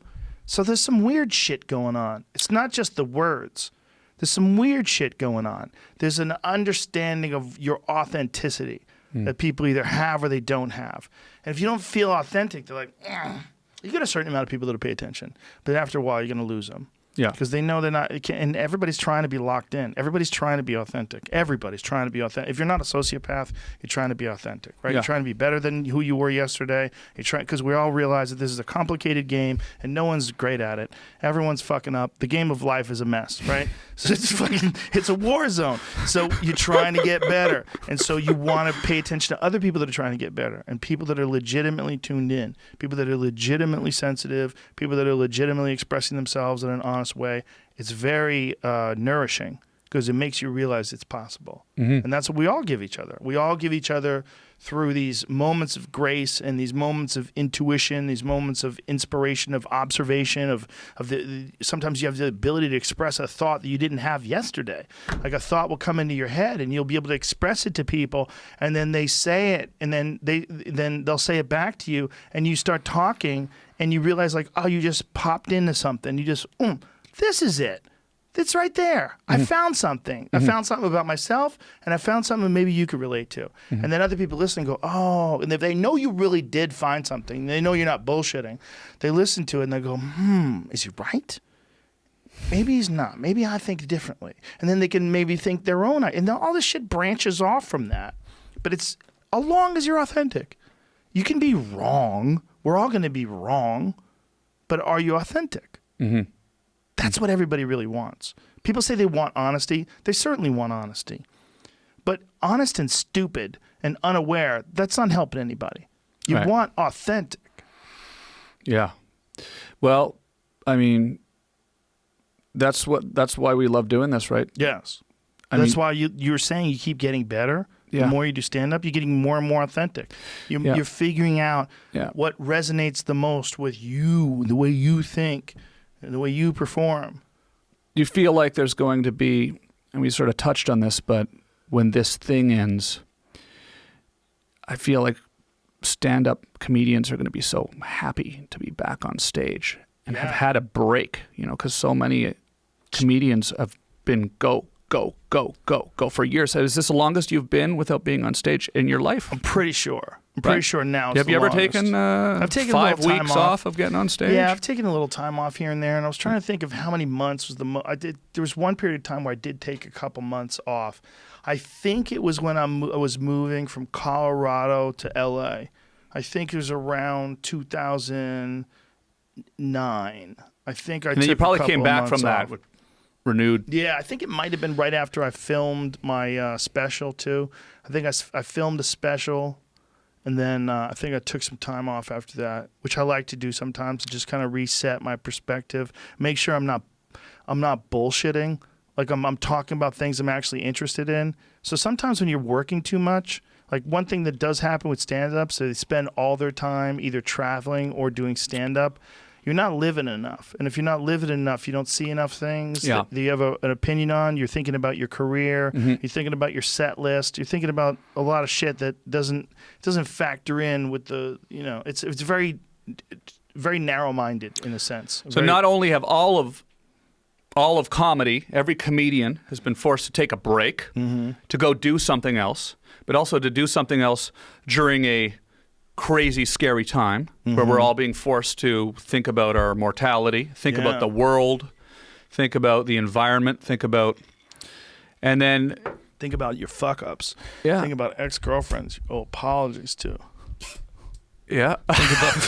Think about friends you miss. Yeah. Think about people that you wish were still alive. Think about things you could have done better. Times you could have hit the brakes faster. Oh, yeah. Times you could have been driving slower. Times you could have been a little less drunk. Everything everybody's ever done. A time you did a thing when you were a kid you wish you hadn't done and wound up sending you to juvenile home. And there's a lot of people that have made these. Did that happen to you? That never happened to me. No, I'm just making up stories. I'm like Stephen King right now. Making a novel, creating a character. But things that happened to you that went wrong, things that you did wrong. But when you're go all the time, sometimes you get stuck in a pattern of momentum, right? Where you don't have enough time to evaluate and go, am I doing the right thing? And I think there's a good lesson to be learned in a reset, in that you can kind of, if the world is crazy and it's not anything, nothing's the same now. And I think we can all safely say that. When the whole world shuts down, you're not allowed to work, and everyone's supposed to stay 6 feet apart, and everyone outside's wearing a mask. When you get to a point like that, you can kind of agree. The world's not the same anymore. Right. So should you be the same? What are you doing? What the fuck are you doing with your life? What are you doing? What are you doing in terms of your friends? What are you doing? What are you doing? What are you doing? Are you doing the right thing? Or are you fucking up? Are you eating sugar all day? Like, what are you doing? What are you doing? Well, don't do that anymore, because now you realize this is all, whether it's a simulation or not, what's happening right now needs to be addressed. What's happening right now is if you don't have your shit together, you're more vulnerable. Right? So get your shit together. The Renaissance movement, I read this on my phone 2 weeks ago. The Renaissance movement occurred after the Black Plague. Right? Everybody was forced to self-isolate. And then what happened? Oh, the greatest shift in thinking and art and literature in the history of the world. Plus, it probably killed a lot of people. Yeah. And made room. Yeah, people came out of that, and everything changed after that. And I sometimes wonder if that could happen here. If we come out, everything could change in a positive way. For sure, in a positive way. Also, through this surviving that experience, you probably feel incredibly lucky. So you feel fortunate. So you feel like you want to get things done and accomplish things and go for things that maybe you held back on before. Because you maybe want to not play give it safe. a fuck as much, right? So I'm going to paint a little weird now. I'm not going to do it the way that they've always been doing the painting. And I don't know a lot about painting, but I'm going to make the painting weird now. You know? Yeah. Oh wait, what? That's weird. That's a weird way of painting. Hey man, I fucking survived. That's because I don't give a fuck anymore, man. Dude, the Black Plague. Yeah. Are you paying attention, bitch? Survived the fucking Black Plague. Sat in my fucking, wherever they lived back then. Drinking homemade wine. Yeah. Banging boys. That's what they did. I don't know. There's a lot of that. I'm sure some of that was going on. Yeah, it's these moments of history where things shift and change. I mean, clearly, if you go back to as far as we're aware of, go back to 1100 AD. Just pick a spot, pick a year. Now compare that to now. Well, we're definitely better at life now. Right? Why did we get better at life? Because there was trials and errors. Just like you get better as a human, we get better at life. You know what bothers me, man? This bothered me. We were just discussing this. I was like, I wonder when I see a civilization like China that's like completely in control of their citizens, and it's so old. It's such an old civilization. Like, as time goes on, if a civilization lasts a long, long time, does it get just tighter and tighter and tighter and tighter control? And is that what the magic of America is? What the magic of America is that it's only been around for 300 years, not even. So, like, is that the thing, that you have to have a young, fresh movement of freedom, and then eventually human nature sort of fucking chokes it and gets it in a rear naked, puts it to sleep? Is that what happens? Is that over time, life and nature, human nature and greed is basically like a jiu-jitsu black belt. You could defend it for a little while, but eventually it's going to put the choke on you. Is that what it is? Because it seems like all these older civilizations, when the oldest ones that we're aware of, are run by military dictators. The old ones. Is that because they've always been like that? Because they were like that thousands of years ago and they're like that still now? They never had a chance to make that clean break? Or is it because as civilizations go on, as long as power is maintained, there's no overthrow of it through this whole cycle, they always get to a point where they just try to control the citizens. It's just too difficult. And I want all the money, and I want all the bitches, and I'm going to shoot the bombs, and I'm going to control all the people. The people get used to it too. The people are used to it and they accept it. Let them eat ice cream. Mm-hmm, mm-hmm. It's weird, I went to China for the first time in my life 1 year ago. Okay. Strangely enough, I'd never been there before. Another thing that happened a year earlier that it's perfect for your life. 1 year ago, I did a show in Hong Kong, and I did a show in Shanghai with your show and the cancer. And the thing that I find interesting about China, though, is having never been there before. Hong Kong, of course, that's different, right? It's British colony, and it's very. But Shanghai, same thing. That was the only part of communist China that I went to. Shanghai, right? And you get there, and they got a Louis Vuitton store. Everybody's walking around shopping. You drive from the airport. I'm thinking it's going to be driving from the airport. There's big mansions. I'm like, well, I thought I'm Crazy Rich Asians. I was like, why? Yeah, exactly. And I'm like, well, I was saying to the guy that picked me up at the airport, I'm saying, well, I thought this was communist. How come they have big mansions? He's, it's not really the way it works. And it's just sort of the economic system's not communist. I forget even how he explained it to me. But you sort of got over there and you realize, like, it didn't seem a whole lot different, to be honest with you. I went to a mall. They had one of the pianos in the mall. Anybody can play. I sat down, played. People came around. Like just the same kind of dumb shit that they got here. And so I came back from that thinking, okay, well, I mean, obviously, I know it's a lot different, but we're also so the same too. It's very strange, So I don't know. Have you been to China or? I've been to Taiwan. Never been to China. Yeah. That's the thing about doing when we tour doing stand up. Is that a thing that kind of bothers you sometimes when you go somewhere you've never been before and you get there and it's exactly the same? Where's it ever been exactly the same? Well, it's like I remember the first time I went to Australia. And I thought Australia was exactly the same? Well, you got there, and it's like within 5 minutes I went to a Starbucks. And I did a USO tour. That's a bad example. A better example is I went to a USO tour. So I'm thinking I'm going to the Middle East. We got to Bahrain. We landed in a Bahrain, went to the Marriott, okay? And then we said, can we take a walk? You can take a walk. We took a walk. There was a Dairy Queen. I ended up getting Kentucky Fried Chicken. I had some Kentucky Fried Chicken in Bahrain after I've just flown to the other side of the world. And I was thinking, this is going to be so different. And it wasn't that much different. It sounds like you were at a military base. So, well, in Bahrain, we were staying at a Marriott, and then we went into Kuwait, and then we went into... So where'd you get the Kentucky Fried Chicken? Were you in town, or was it a military base? No, in Bahrain, we weren't on the base. In Bahrain, we were in town. Okay. It was whatever the city is in Bahrain. It's almost, to me, more exciting that when you would go to a place like that, it would already be corrupted by McDonald's. There's something ridiculously thrilling. Look, I would love to land somewhere. Don't get me wrong. I would love to land somewhere and deal only with the authentic culture. But there's also something kind of weird about flying for 18 hours and landing in some country and ordering a Big Mac and seeing it being served up by people who live in this strange land, different than you. You know, grew up in a different environment, different culture, different language, different alphabet. Here you are eating a quarter pounder in the same place. It's like there's something about it that I like when things don't make any sense. I like when things are haywire. I like when you're like, what in the fuck have you done? There's something about that I like. And I like a Burger King in the middle of Thailand.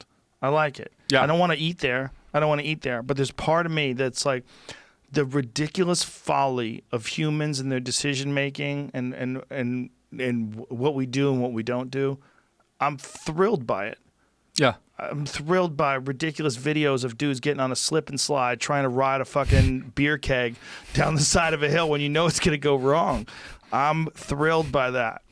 You know? And there's a part of me that I'm trying to really suppress, that I'm not thrilled by people dying from this virus. I'm not thrilled by you if you feel ill. I'm not thrilled by any of that. I'm not thrilled by anybody suffering. But I'm thrilled by chaos.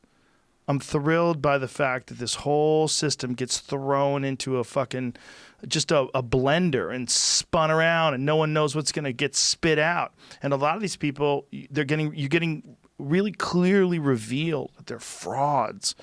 These people that are in positions of leadership are bizarre human beings that don't even live in reality.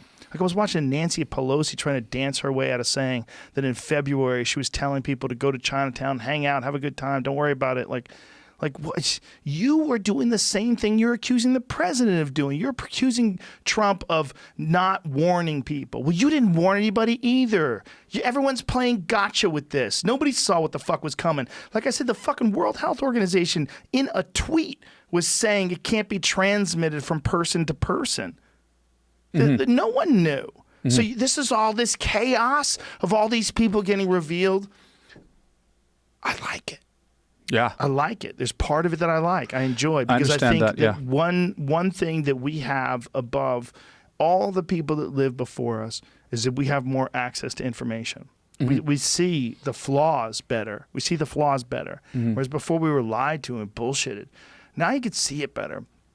It doesn't mean those flaws aren't going to exist, but those people are going to have to be. They're going to have to be authentic. They're not authentic right now. Like when you see someone, the record will show that I was there in Chinatown to tell people to not be racist. The record will show. You can't do that anymore. You can't do that anymore. We demand you be authentic. And if you made a mistake like that, like in February, look, man, if you were hanging out with me in February and we were barbecuing, I'd be like, it's probably like the flu. People are going to get sick. They're going to die. But I'm not a fucking expert, okay? I'm not a politician. And if I said that, I'd be like, man, was I wrong? Here's why I thought that. Here's what I wouldn't say. The record will show the reason why I said that is I wanted you to not be racist to Chinese people. Like, if you believe that, like this is like some intricate plot that Nancy Pelosi had to sort of stop racism against Chinese people. Like, nonsense! Right. You were talking shit and the world changed. And it was the same as, like, was it the Secretary of Health in New York City? Who was it that was telling people to go out, take the subway? I forget who it was. But there was this lady, like, she made a bad call. Right. But nobody knew. The World Health Organization's telling people it can't be transmitted from person to person at one point in time. No one knew. It's a new thing. You know, were mistakes made? Of course they're made. This is who's the perfect person in real time in the middle of a fucking pandemic crisis? That person doesn't exist. They don't have access to the information. To make perfect decisions, you have to have all the information. Was some of it ignored? Yeah, because there was conflicting information. So it has to be sifted through. Right. Is hydroxychloroquine? Turns out that stuff kills more people than not using it. Oops. Whoops. That's not good. But then there's some other stuff. What is the new stuff that the nurse was telling us about? And by the way, I feel good about. You feel good about getting that antibody test. Yes, it's good to know. It's interesting. Well, I feel good about that, and I really feel good about, I guess it was what we're saying, it was the UCLA study that was saying that it has a much smaller rate of mortality than was initially thought. So early antibody testing, we talked about this. So wait, how did they determine that? Is it because more people are being tested? Yes. And fewer people are. No, what is it? This is how they do it. As they're testing people, they're realizing far more people have had the virus and survived from the antibody test. Yes, from the antibody test. Not just far more, but on a magnitude of, whatever. They thought it was like 2,000. It turns out it's like 400,000. Or they thought it was 20,000, and it's 400,000 is the most. And through that, they've determined it has a much lower fatality rate than they initially anticipated. They were thinking it was going to be like 5%, 10% fatality rate. It's like 1/2 of 1%. But that doesn't mean it's not dangerous. It just means that it's not as dangerous as the worst case scenario could have been. Like if it was like the H1N1, which is I think some crazy number. H1N1. 1 billion infected, I think. But no, I mean as far as fatality rate. For certain people, it's a very high rate of fatality. This was not as bad as that. But they didn't know. They didn't know. But they did do the social distancing with H1N1. Everyone didn't go, we didn't do this whole shutdown. So then you go, well, maybe if we hadn't done the shutdown, there would have been way worse. Steps. I don't know what the steps were. This was during the Obama administration. I think it was 2009. Bert Kreischer thinks he had it. He said he felt worse than he's ever felt in his life. I have a friend who in December, had the worst flu he ever had. It was a weird flu. I've had a few friends who've had that. This has been around longer than we know. I mean, they said the first case was in January. That was in December. I don't know. Like, who knows? But, I mean. You got to take care of your immune system, folks. This is number one. You got to shore up the troops. Take care of the troops that are going to fight the war for you. If you have an army and your army is mal-fed and you're feeding them junk food and bullshit and you're pumping them full of cigarettes, you expect them to fight with all they have. What they have is going to be less, okay? It doesn't mean they're not going to fight to the death or whatever, but what they have is going to be less than if you took that army and fed them healthy food and gave them 8 hours rest a night and, and taught them how to meditate and kept stress low, like legitimately. And that's how you have to think about your immune system. The same way you would think about an army. Think about your immune system as this is going to be what protects you from the invaders. And the invaders are invisible viruses, and they exist, and they've always existed, and we know it. This is not a rumor. This is not alchemy. This is not nonsense. This is a fucking scientific fact. And even knowing that scientific fact, beautifully intelligent people that are some of the most creative and innovative people the world has ever known still ignore their own physical health. Because they don't think of it as a primary concern. They think of it as a frivolous, egocentric, narcissistic endeavor to look good and work out. And what are you going to wear fucking tank tops and flex your guns? Get the fuck out of here. I'm doing research. But we all need to take care of our bodies. This is something that needs to be like, it should be like brushing your goddamn teeth. Did your teeth fall out of your head? Well, hey, stupid, you should have brushed your fucking teeth. All right? Did your body start falling apart? Yeah, hey, stupid, did you do your exercises every day? You didn't? You don't exercise every day. I can't help you. You're not helping yourself. Exercise. Doesn't mean you have to be Mr. Olympia. It means you should be doing jump rope or push-ups or whatever you're physically you can, if you have some limitations, whatever you can withstand, walk around your block with ankle weights on. Do something. Fucking do something, man. Eat right. Do it. So you have such a huge responsibility here. You know that, obviously, but because you have so many people watching this show, okay? Why are you trying to freak me out, Tom Green? A You're responsible. It's all you're responsible. You're responsible for me doing this. How about that? It's ultimately you. I'm like your kid. Yeah, Patrice used to say that about comedians that imitated him. They're my babies. Patrice used to say like David Tell's got a lot of babies out there because there's a lot of people imitating David Tell. But you have a lot of babies, and I'm one of your babies. How about that? That's very nice of you to say. That's hilarious. I'm the baby of you and Opie and Anthony and Howard Stern. Well, listen, Howard Stern and Opie and Anthony got together in a gangbang with Terrence McKenna. I'm all your babies. I'm all your babies. That is very kind of you to say. It's a fact. I'm sitting here on your incredible show with everybody is riveted by your show. And when you say something, it matters, which is different than when you do a show on your, I do a podcast now, I got a few people listening, but it's not like it doesn't matter, right? That's a responsibility. So it's a responsibility of the people listening. But when you say something here, it will affect the entire society. You have people now who don't believe in the stay-home order. They're out well, they should. They should until the actual scientific experts tell them that they should go out. But here's the thing. Right. Who are the experts, and are they different in different states? And I think that's one of the benefits of having 50 states. When I was talking about the different styles of living, Arizona lets you have a gun. Just carry it on your hip, right? You can't do that in San Francisco, right? There's different styles of living. Let's find out what different styles are the right way to reopen the world. We know the world's got to be reopened. Okay, we're not going to just stay in our house forever. We're going to run out of food. Right. We have to do things. Right. So do we have to do things after the vaccination, and can our society survive that? Do you know how many people are committing suicide right now? A friend of mine I said Nick Swartzen. I said it yesterday. Sorry, Nick. He told me he was talking to the sheriff, and the sheriff said they used to deal with 1 suicide a week. Now they're doing 5 a day. This is something that needs to be factored in. Right. Another thing, there's a Bloomberg. There was an article that was written that were talking about the drop in the economy equivalent to the loss of a certain number of lives, and that every time the economy drops a certain percentage, it's equal to X amount of lives. We might get to a place where it's conceivable that more lives are lost because of the ensuing depression and economic shutdown than would have been lost if we didn't open up, if we didn't close down anything, and we just let everybody get sick.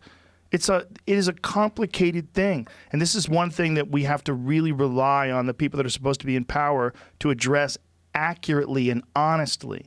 No one knows the right way to do this. There's some real good protocols that are in place for keeping people healthy and protecting each other and staying away from each other as much as possible and wiping things down and using hand sanitizer and stopping the spread. Yes, for sure. But no one knows how to get this thing started again. No one knows what's going to happen. No one knows what the risks are. Are we going to wait? And in the meantime, what about the other diseases that are still around?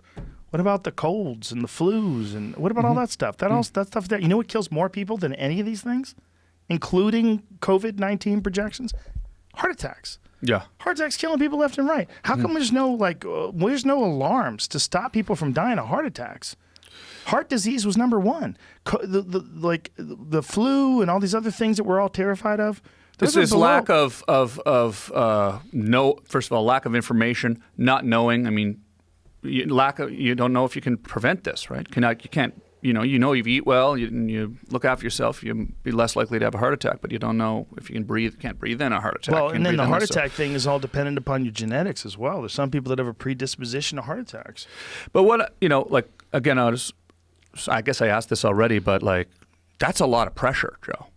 I mean, because if you say something wrong and it's sending people, so I'm just kind of curious, how much time do you spend researching? Because you know so much information. I talk out of my ass 99% of the time. I have Jamie Google things to correct me in midstream. So is it instinct? Are you able to see sort of the truth through the bullshit, and then you kind of Because I mean, well, you sort it out in real time. Because you're walking a very fine line, and I think you're walking it incredibly well, and in a way that many people are not. Right? It seems like we're in this world now where, because everything's so polarized, I've got to choose to say this because that's what everyone's saying, and they're just kind of saying it because everyone's saying it.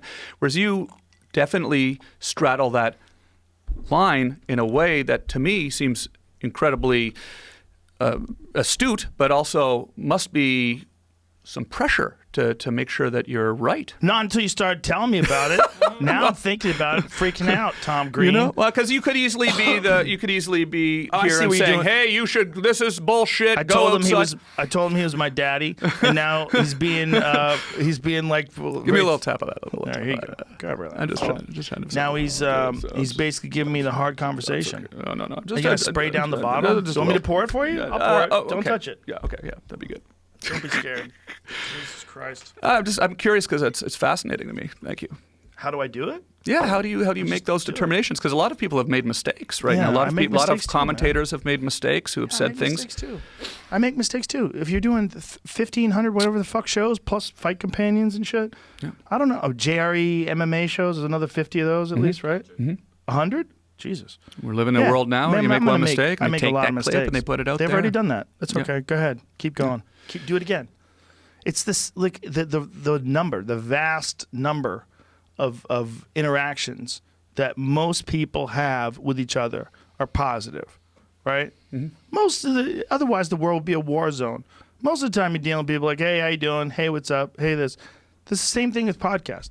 The vast majority of the stuff that you do is going to be good. There's going to be moments where some guy, you were taking a left turn and he honked at you and you said, fuck you. And he said, no, fuck you. And like, that guy's got a bad opinion of you. You got a bad opinion of him. That's going to happen too. Well, that's the same in podcasts. It's going to be these moments where things just fall apart or go off the rails. Just got to accept it. It is what it is. And how do you decide to not, and I don't feel like you do have an agenda to change things in any sort of premeditated direction. You're trying to be honest. People don't want because everyone has an agenda, right? You say this about Nancy Pelosi, or you say this about whoever on right, left. They got an agenda. Oh, I can't say this, even though I believe it, because that's not going to work with the narrative, right? That seems crazy. I don't have an agenda. Yeah. No, I can tell. You just want to be real. Well, I just want to be able to talk to friends about stuff that's actually happening. That's it. Yeah. But if you have the agenda, like if I have an agenda at all, is I want people to do better, me included. I mean, there's one of the things that I like to do. Is that possible at this point? Sure, for sure. For you to do better? Everything. Really? With stand up, with archery. Yeah, I get better at playing pool the more I practice. Okay. Yeah. Maybe get better at pool. Maybe. Doing like Muay Thai, doing martial arts, or like the more you do it, the more you think about how you're doing it, and the more you realize like, oh, there's like a lot of stuff I could learn here. That's what I want people to do. I want people to find things and try to get better at them. Doesn't mean try to be the best. Doesn't mean be obsessed with it. But there's something that you get out of trying to be better. And whether it's better physically, like if you choose just like to develop a better, like people like look down at bodybuilding. A lot of people look down at bodybuilding. Like, oh, fucking meatheads, isn't it? Okay, that's great. Sometimes people fit the stereotype, but there's kind of something cool about someone saying, I'm going to turn my body into a work of art. I'm going to develop a freakish physique where I look like the Incredible Hulk in a comic book. And I'm just going to be walking around everywhere with cut off shirts on and like, what you're doing is kind of weird, but it's kind of interesting too. We just decide that it's stupid because we don't do it. We decide that it's stupid because I don't want to be 320 pounds with 28-inch arms and fucking walking around, but some people do. And there's kind of something interesting about watching someone do that to their body. There's something weird about it. It's a weird pursuit. At what point does it cross that line with bodybuilding? Like, you're healthy, you're working out, you're getting, clearly I work out. No, but you're working out, you're all of a sudden, you're starting to go, hey, I'm getting close to that line where, like, remember Joe Piscopo? I loved Joe Piscopo. Right? You got real jacked at one point in time. Because I was, in the 8th grade, and Johnny Dangerously came out. You're firing ice holes, and it was like he was the funniest thing to me. I loved him. That was a great movie, Johnny Dangerously. I forgot about Johnny that movie. Dangerously reference. That's a great movie, man. That was a fun movie. And I remember in the 8th grade we were coming in, you farting ice holes, and we thought it was so hilarious because we're swearing, but we're not really swearing. But then all of a sudden he became Arnold Schwarzenegger, and that was like there was a decision that got made there at that point. I'm just curious because I'm not really around a lot of the I don't go to the gym. I don't know if you could tell. Do you work out at home? I don't know if you could tell, but I don't go to the gym. Do you work out at home? I walk. I walk a lot. So you're just trying to stay alive? Pretty much, yeah. You like the Bee Gees? Yeah, pretty much, yeah. I go, when I'm on the road and there's a gym in the hotel. Right, great song. Yeah, great song. maybe once a month I'll go to the gym. Once a month's a good number. It's better than 0 times a month. Yeah, once a month on the road. Once a month's not the worst thing. Yeah, I'll go to the 0 gym. times a month is bad. But I walk a lot and I touch my toes. I stretch. I stretch. Dangerous. Living dangerous. So yeah, you're alive, dude. I watch you should do more than that. I watch my Yeah, and I know I Get a should. trainer. You got some cash. I need more exercise. Once you get a trainer, once all this boils over, get some dude to come over in a hazmat suit and Yes. show you how to do burpees. I just worry. I don't even know what a burpee is. It's a fun exercise. You stand there, you jump up, right? You drop okay, I know down, what a burpee you is. do a push up, back to your feet, jump up, and you do that's one. That's one revolution. And you keep going. Anytime I do any sort of organized exercise, I feel great. Why don't you do it more often then? I need to. It's a weird thing. It's like Come on, that's what I'm talking about. it's like this weird sort of you got to do it, but I often make the decision like because I've made this decision every time I go to a new hotel when I'm on the road. I say this weekend I'm going to work out. I pack my gym clothes. I put them in the thing. I say okay, tomorrow morning when I get up, I'm going to go to the gym. Then I get up in the morning, and then I just like go get lunch. Do you brush your teeth? Do you take a shit? I Go do to the gym. I do. Just go to the gym. Yeah. Just like don't give yourself an out. The problem is you give yourself an out. Yeah. Like you can't give yourself an out. Why don't do give I myself- do that, though? It's Stephen Pressfield What's this? wrote about it in The War of Art. Yeah. It's a great book. If you haven't read it, The War of Art. It's a real small book. I used to have a stack of them. I used to hand them out to guests. He talks about this thing that we all have, everyone has, and not just me. I mean, everybody that does anything has. And it's like this voice in your head that wants you to do nothing. This voice in your head, and he calls it resistance. Yeah. And he talks about this resistance that is in your head and that you have to decide that you are a professional. This is what a professional does. A professional goes to work and they give in to the muse. Okay, the concept of the muse, whether or not it's real, but the concept of the muse is you settle in and receive creativity almost like as a divine gift from this magical entity, the muse.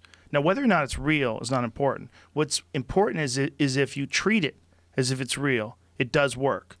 And what works is if you dedicate your time and your focus, like realistically, with a professional, disciplined effort to creativity. You show up every day like a professional, but you show up to be creative. If you just do it on a regular basis, ideas will come to you. Where are these ideas coming from? Well, his concept was to think of it as you're a professional and you're getting these ideas from the muse. And this is what you do. You show up and you do the work, you focus on it, and these ideas will come to you.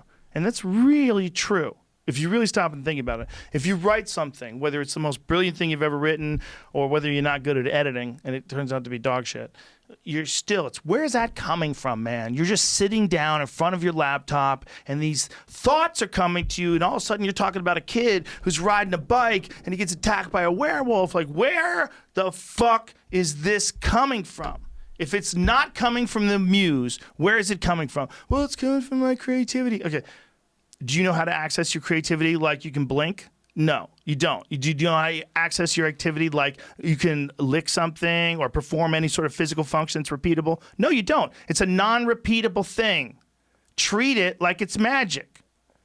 But treat it like you're a professional and you show up to engage with the magic. So every day, at the same time, you sit down in front of your keyboard and you start working and just put in the work and force yourself to do it. Force it like a muscle, like the same muscle that you develop when you go running every day. And then you get to the point where like 7 days in, you start fucking feeling good running. Right. So you start to feel like you're good at it. You start feeling like you're getting better. Yeah. Because you're putting in the time. I think that's what it is. So because I'm very focused on so many things in my life, but for some reason I'm figuring it out now. Because you explained it to me. Yes. Because when I go to the gym, I feel like I'm not good at it. And I feel self-conscious about it. Of course. And I feel like, I don't really know what I'm doing. Are people looking at me? I don't know how the weight is. Bad inputs, right? Yeah. And then you don't like it. Right. So then you don't want to do it again. And then you're next to some goddamn Calvin Klein model with his shirt off. Right. And he looks amazing. You're like, shit! Yeah. Yeah. And he's jacked and he's posing, sitting there. He's been working out for 12 years straight, never took it a day off. You see those side muscles. You're like, no. Yeah, no, I'm not. Yeah, just make me feel bad about myself. I'm feeling bad about myself, and I don't want to. I don't like that feeling, so I'd rather just not do it. But I do think that I guess getting a trainer would help because you have somebody to talk to. Not only you're not making mistakes because they're telling you what to do. They're telling you not only they're telling you what to do, but they're going to chart progress and they're going to challenge you. Like a good trainer is it's a very valuable resource. Like if you can afford a trainer, if you can't, there's a lot of great resources online on YouTube. Man, YouTube is for someone who wants to learn exercise routines and wants to learn like a body weight routine that they can do just in their living room. There's never been a better time to be quarantined. You don't have to pay for a gym membership. And this is a lot of people are going to realize like, hey, if I have a fucking chin-up bar in my house and one kettlebell, I don't need a gym membership. Oh, yeah. I got gravity boots for stretching my back out. I can do sit-ups on that thing. I can do leg lifts. I can do a million different things with kettlebells. Literally a million. Gravity boots? Yeah, gravity boots, man. You hang from your ankles. Okay. You never done that? No. Oh, my God. It feels so if I had those, good. It feels so good. It's like, How often do you do that? I have a thing called, it's a teeter, and it straps onto your ankles, and now you don't have to have the gravity boots anymore. You're on a plank, and it tilts you upside down. You can try it right out here. We have it out here in the studio. Okay, I'll another thing that teeter makes that I like even better. It's called the Dex, and you hang from your waist. It locks you in like you're going to do a leg curl. I can't imagine having gravity boots at home right now by myself, just hanging upside down. The Dex is better for you because the Dex you don't have to hang. Yeah. You just put your legs in this thing. Don't you think that one feels the best? Oh yeah. Yeah, because Jamie, you had some back problems when you fell. Jamie fell on the hoverboard. I'm sorry, I'm laughing, but he's over it. Yeah. Those hoverboards are fucking dangerous, man. Those things that you stand on. And you go back the little and move around, two-wheel things. Fast. Yeah. Well, Jamie was learning out here, and we have concrete floors. And Jamie went, woo! Those are hard. Went up. Well, I was playing with my camera while I was doing some shit you shouldn't do. You shouldn't do that. You should concentrate entirely on what you're doing. You want to be distracted when you learn how to do. Because you start feeling like I remember the first time I did it at the Comedy Store, I almost fell. But my friend Tate was there, Tate the Gorilla, Fletcher. He had a hold of me. Like when I was on this thing, I was like, oh my God, how does anybody ever get good at this? Like this is so crazy. Like I'm gonna die. And then 5 minutes later, I was like, whoo, it's like a really quick thing to learn. I've tried one once, and I skateboarded my whole life, and that's still, it's a completely counterintuitive sort of balancing thing, yeah. Well, Jamie was fucked. He might have broken his ass bone. Didn't you think you broke your ass bone? I probably did. Oh. Yeah. It took about 1.5 years to heal. Ooh. Yeah. He was talking about there was a kind of pain that he had. Then we saw it on the video. That was like a similar injury. Zach Bitter was in here and described the exact same thing. That's right. He went to doctors and they couldn't figure it out. That's right. It was Zach Bitter, who is the world record holder for a 100-mile run. He did 100 miles in 11 hours and 40-something minutes. Is that what it is? Which is the most bonkers thing I've ever fucking heard in my life. And then he ran a few miles after that. Wait, what did he do? Sorry. He ran 100 miles in a row in 11 hours and 40-something minutes. Ran 100 miles in a track. Oh, in a track. He just went circles. So he just ran, for 11 hours. U.S. distance runner Zach Bitter. Shout out to Zach. He's a fucking savage. So that's the fastest you could run 100 miles. Oh, I'm sorry. 11 hours, 19 minutes. So that's the Not record even for 40 minutes. Yeah, it's amazing that measuring that. Like, how many people have ever even tried that? A lot. To run 100 miles? Yeah. Because a 4-minute mile was a big thing. He did it in... The 100-mile record, though, that's a big commitment to break that record. Crazy. 11 hours, 19 minutes to go 100 miles. It's fucking bonkers. That's bonkers. Wow. I wonder if he would have gotten 100 miles in the same time if he'd just been running on the street. Or probably, obviously not. Well, it all depends on whether or not it was totally flat. There's a lot of factors involved when you're running that long. Like those really savage guys, like my friend Cameron Haynes, he runs that Moab 240. It's through the Moab Mountains. Mm-hmm. It's 240 miles through the Moab. Like, have you ever seen that terrain? It's chaos, man. I've heard of the Moab. Where's that again? It's in Utah. Utah, right, okay. Pull up the images from the Moab 240. So this is a whole different thing. So this is not just 240 miles, but this is 240 miles. I love that we're pulling up videos, by the way. Like, if you look at some videos, because like that's got to be a hilarious thing to be able to have the ability to do that, by the way. To wake up in the morning and say, I'm just going to go outside, and then you 11 hours later, you're in Connecticut. Yeah, right. So this is the footage from the race. So these folks are running all through the night with fucking headlamps on in the mountains. It's all like dirt roads and shit, and weird trails. And I don't know how many people are in the race, but it's 240 fucking miles. Man, it's amazing the obscure things that people decide to do, right?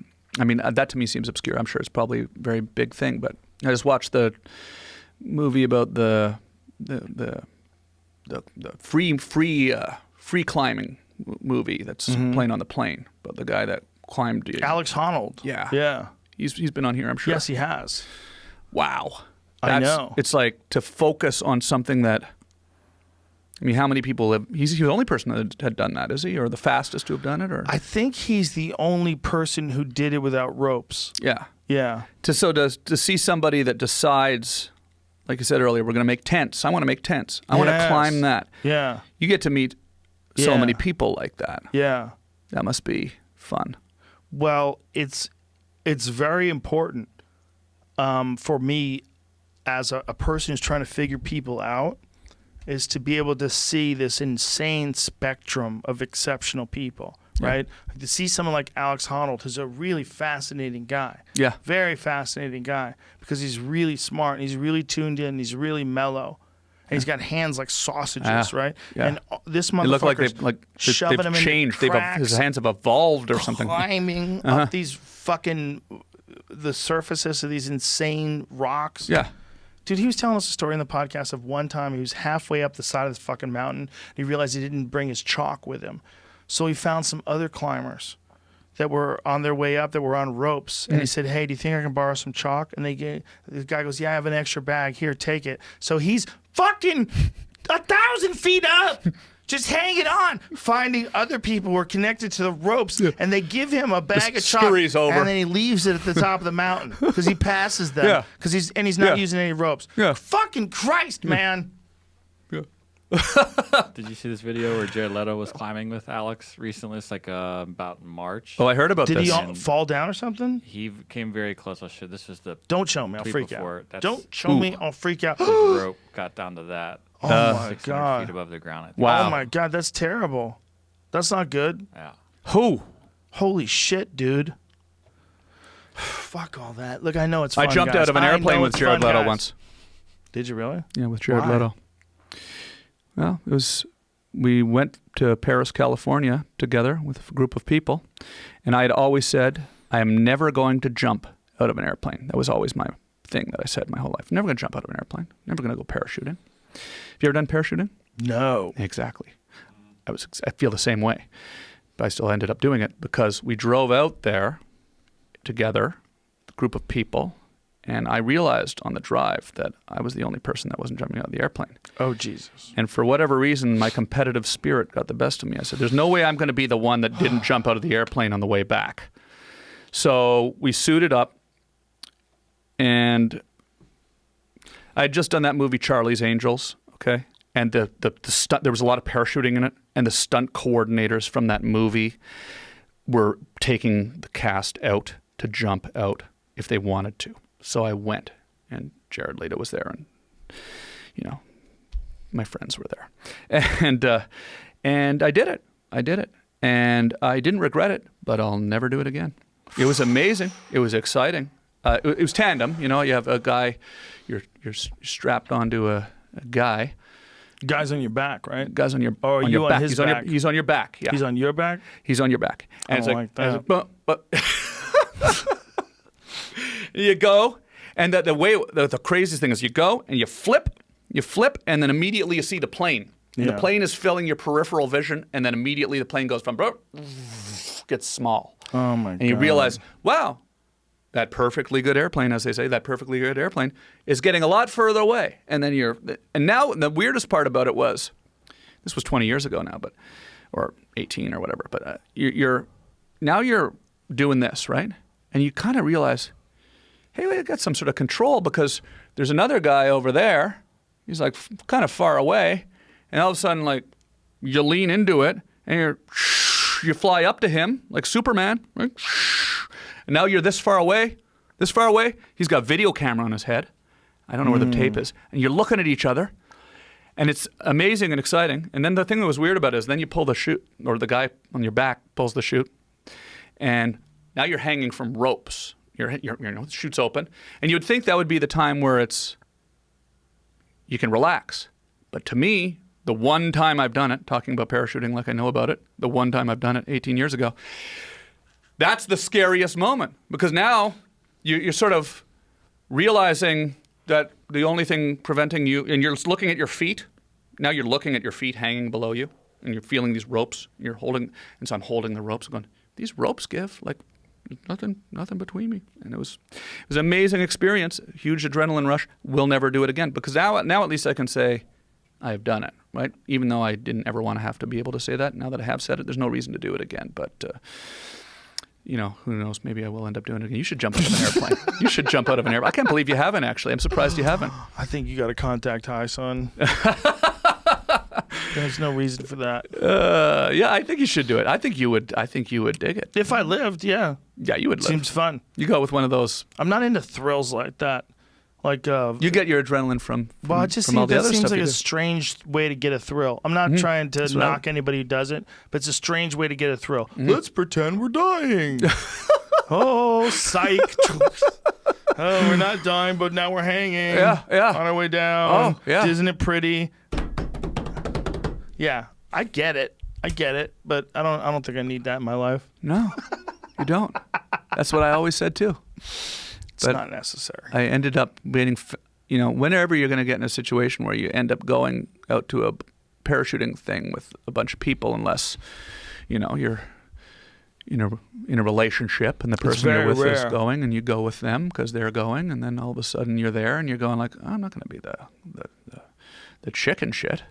Yeah, you got to do what you got to do. Save face. Yeah. Almost died.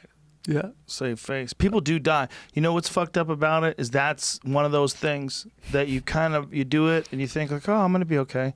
And then one time maybe you're not. And that's all it takes. One of, I think was it Red Band's dad? His friend worked with a lady. Was it a lady that was really into skydiving? She was always trying to get him to do it. And then one day he showed up at work and she wasn't at her desk. And he said, what happened? Oh, she died. Yeah. Skydiving. Yeah. Died skydiving. Fuck Yeah. all that. Fuck all that, dude. Yeah. I just want to get a thrill. I'm almost dying. I'm not dying. It's kind of a predictable outcome, I'm not right? dying. You Yeah, it's like... could have anticipated that, Yeah. Yeah, it's enough. It's kind of how I feel about that's why I've been staying home, I just... Yeah. For the whole world, we need to lock in. This is gonna be the honeypot that gets us to enter the virtual reality. This is gonna be the honeypot. Like, do you want to deal with viruses? There's no viruses in this world. Your soul, carry on. So you what won't about even know? What about what Edward Snowden? I believe I haven't researched this, but I heard he was saying that this is sort of an attempt to get us to get implanted with, biological testing, have our phones set up more to follow us. Is this, is there any sort of truth to that? Anytime something, this is a reality of human nature. Incredible interview, by the way, with Snowden. I love that. Thank you. He's a brilliant guy. Anytime there's an opening for people to take advantage of that opening, anytime there's a moment that happens where there's some scrambling, and maybe they can gather up more power, maybe they can gather up more surveillance tools, maybe they can make it easier to do things that they'd like to do that have nothing to do, like the Patriot Act. Like there's a lot of stuff for the Patriot Act that had nothing to do with terrorism. So they just decided, let's add some stuff in, let's control these motherfuckers. They always want to control people. It's hard to control people. And as the population gets bigger and as time moves on, they slowly give in to this idea of controlling people more and more. So they're going to definitely use this as a way to ensure that, they have some sort of extended reach whether it's some sort of a reach to make sure that you're vaccinated, or some sort of a reach to make sure that your antibodies are clear, some sort of a reach to make sure that you're not drinking, are you? Because if you drink, you get your immune system shattered. If your immune system fucks up, what if you get sick and you pass it on to your friends? If you're drinking, you're being a bad citizen. Like, who the fuck knows what could happen once someone's tracking whether or not you're healthy? What are you doing, man? I see you've only slept 7 hours last night. Like, what's that all about, Tom? Right. 7 hours, not a lot of sleeping. Yeah. Do you not love your neighbors? Do you want to get sick? Now, do you sense, or is there been any evidence that is happening now? That there is, with our phones specifically, to do, the phones tracking? Is there, are they? Well, the concept of it is definitely available, right? The concept of it, of contact tracking, is being talked about openly. And then if a company ensures, if you figured out, like, say if like there was a place you go, right? This would be kind of interesting. So say if there's a place you go, Tom Green, you go, and they give you a vaccination once a vaccination becomes available. And you know that you now don't have to worry about getting this thing. So we can track all the people that have been vaccinated as long as you sign up for the app, and all the people not being vaccinated, you see them. You see them on the app. Oh, my God. Well, before we step in this mall, let's see what kind of shitty fucking citizens there are that haven't been vaccinated. Or maybe you're not allowed in the mall. Yeah. Yeah, and you'll be able to find them on a map, and it'll get real weird. Yeah. It's like it's another step, a really quick step in dragging us into the machine, and to take away, the nuances of just human life that we're accustomed to, and it become more and more digitized and organized, and people need freedom, man. And if you don't have the freedom to just be somewhere without the government knowing that you're there. Like, if you haven't committed any crime, you're not a criminal. And if they can just monitor you and you've never committed any crime, that is a weird place. That's weird. Things are getting weird. You're supposed to be following criminals only. Mm-hmm. And I know it makes it easier for you to follow criminals if you could follow everybody, but you are changing what everybody is. Mm-hmm. You're changing what people are if you follow them all the time everywhere they go. If you listen to everything that they ever say through the microphone on their fucking phone, you're changing what they are. And you're making them scared. And everybody knows it, and no one wants to admit it. You're making people scared, and people do things because they don't want censorship. They don't want to be censored. They don't want to be yelled at. They self-censor. They don't want to be not in compliance. It changes their behavior. And we all know that. We all know that. It's dangerous to creativity. It's dangerous to authenticity. It's dangerous to so many things. It's not a good way to be as a person. Like, looking over your shoulder, people are watching you all the time. It's too aware. It's just too weird. It's too weird to force the whole, and then who's got control of that? The government? Like what? Some people that got elected to a position are the only ones that get to look in on everybody? Well, and then what if that opens up? Was it no, everybody can look in on everybody. Fuck it.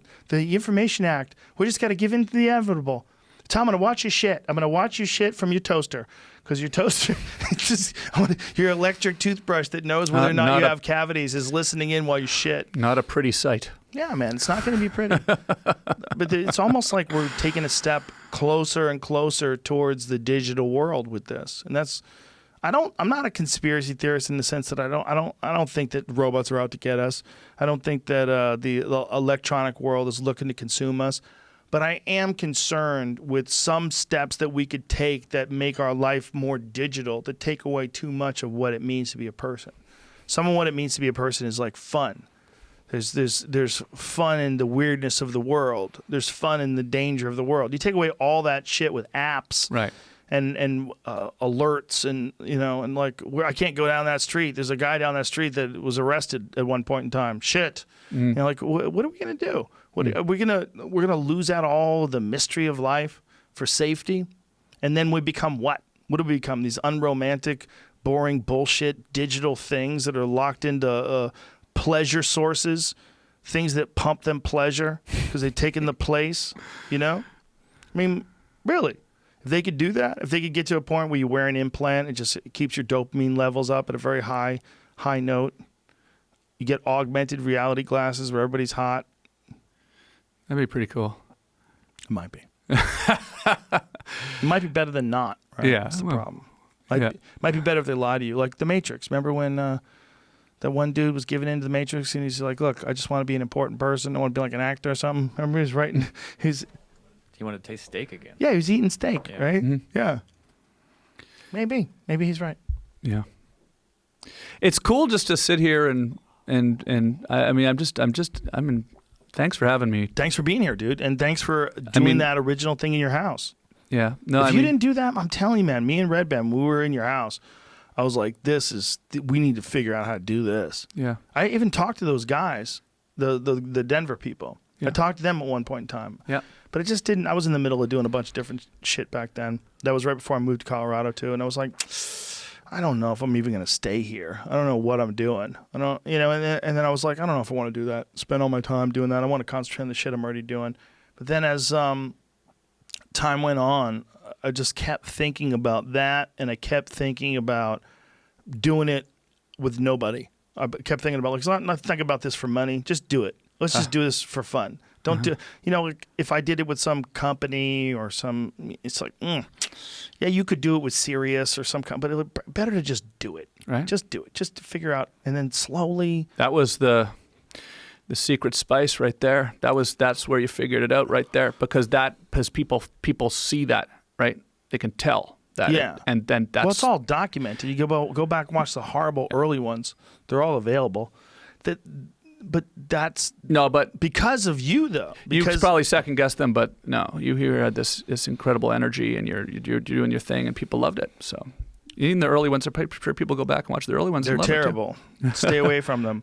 We didn't know what we were doing, but it's also like everything else. The more you do it, the better you get at it. Mm-hmm. But because of your risk taking, because you were the guy that was willing to set up this crazy setup in your house, and because I knew you, and I'm over your place, and I'm like, wow. Like, you really went deep. I remember, like, being around your house, going, like, Tom Green, what have you done? And I was thinking, like, this might be it.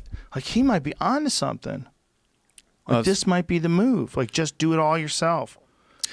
It's very kind of you to say. Appreciate it. It's true, man. It's true. It's you, it. Anthony Cumia, Opie and Anthony, yeah. Howard Stern for sure, the original one. It's all everybody feeds off everybody else in this I grew thing. up loving David Letterman. Okay. Yeah. David Letterman, when I saw him go out on the street with a megaphone and yelling out of his office at people, I was like, oh, I want to do that. Yeah. I want to get a megaphone. And I would go stand on the roof of buildings in my hometown with a video camera and yell at people with a megaphone. Dude, Letterman had one of the best styles ever of, like, hosting a talk show, because he could talk to people that were talking to him about nonsense that he didn't give a fuck about. And he would have the same enthusiasm as if he was talking to Al Pacino about some Academy Award-winning movie he was in. Yeah. Some rock star, like Mick Jagger sat down there. He would talk to him with the same level. He had a style, like Dave Letterman had, of, like, he's in on the joke style of talking. That was my first experience with seeing something that was kind of like anti-television. Yes. Yeah. He's more sophisticated. Well, he's making fun of television while he's making television. That was completely. I dated this girl when I was 25, and she fucking hated the Tonight Show but loved David Letterman. And I'm like, why? I go, why is it? And she goes, because I don't want you bullshitting me. She goes, I know, like, he's in on it. Like, David Letterman's in on it. Yeah. Like, the other ones are just bullshitting you. I was like, oh. Yeah. It's the first time I ever saw somebody kind of, goofing on the network. Right? Yes. Taking the fruit basket over to the security guard at GE to, messing with them, getting in trouble. But his boss, it's like, are you biting the hand that feeds you here? But I mean, the risk that he took to do that was, like, real. You never saw that on TV before. Everything was. And he was the guy who broke Jay Leno. He brought Jay Leno out to the people. Jay Leno, at one point in time, was the edgy comic. Oh yeah. He was the guy in the 1970s. Yeah. He was. Everybody says it. Everybody who was alive back then said he was the sharpest comic working. Yeah. And he got on Letterman and would go on Letterman with his jet black hair and, like, this sardonic wit and like sharp punchlines, and he was the fucking man back then. Oh yeah. Yeah. It's kind of crazy. You know where he's at his best for sure is his car show. Oh yeah. For sure. I love that show. He's himself. That's again, it goes back to what we were talking about earlier. He's authentic. What Jay Leno really is a guy who loves cars. Yeah. Like there's no joke in that, man. He doesn't have to pretend. He doesn't give a fuck if you have like a dune buggy you made out of a VW, or if you have some crazy souped up Corvette, if you have some crazy NSX from 1994. He loves cars. Yeah. He loves them. Like, I've been around the guy. First of all, he has like 11 warehouses full of cars. I watched your episode with him, actually, on his show. That place is great. Bananas, man. It's bananas. Yeah. He just has car after car after car. How many cars do you have? Like a couple hundred cars or something? I have no idea. Hundreds of cars? He has 11 buildings filled with cars. 11 buildings. Yeah. Some of them are worth $1 million. So it was $1 million laying around. Just crazy. He's got steam powered cars. And you see him living in LA, right? Oh, yeah. You know, we He know this, drives but them. there's Jay going by in a steam powered car. Dude, if you live in Burbank, people look forward to that. He'll drive by on a fucking tractor. He takes cars that aren't even supposed to be on the road. Tractor. I'm not kidding. Yeah. He put. I know, but he it's has just like ridiculous. A tractor, and he put. He has this old school one with metal wheels, and he had rubber put on it so he could take it on the road. Is he doing it to be funny though? Like, I'm on a tractor right now, or does he just think the tractor's cool? Is there an element? I don't know. I don't know if we would know the answer to that. We would be a reductionist to either state one way or the other. Like, look at him driving that thing. I mean, it's just got to be so much fun for him to be driving around in that. No, it really is legitimately fun for him.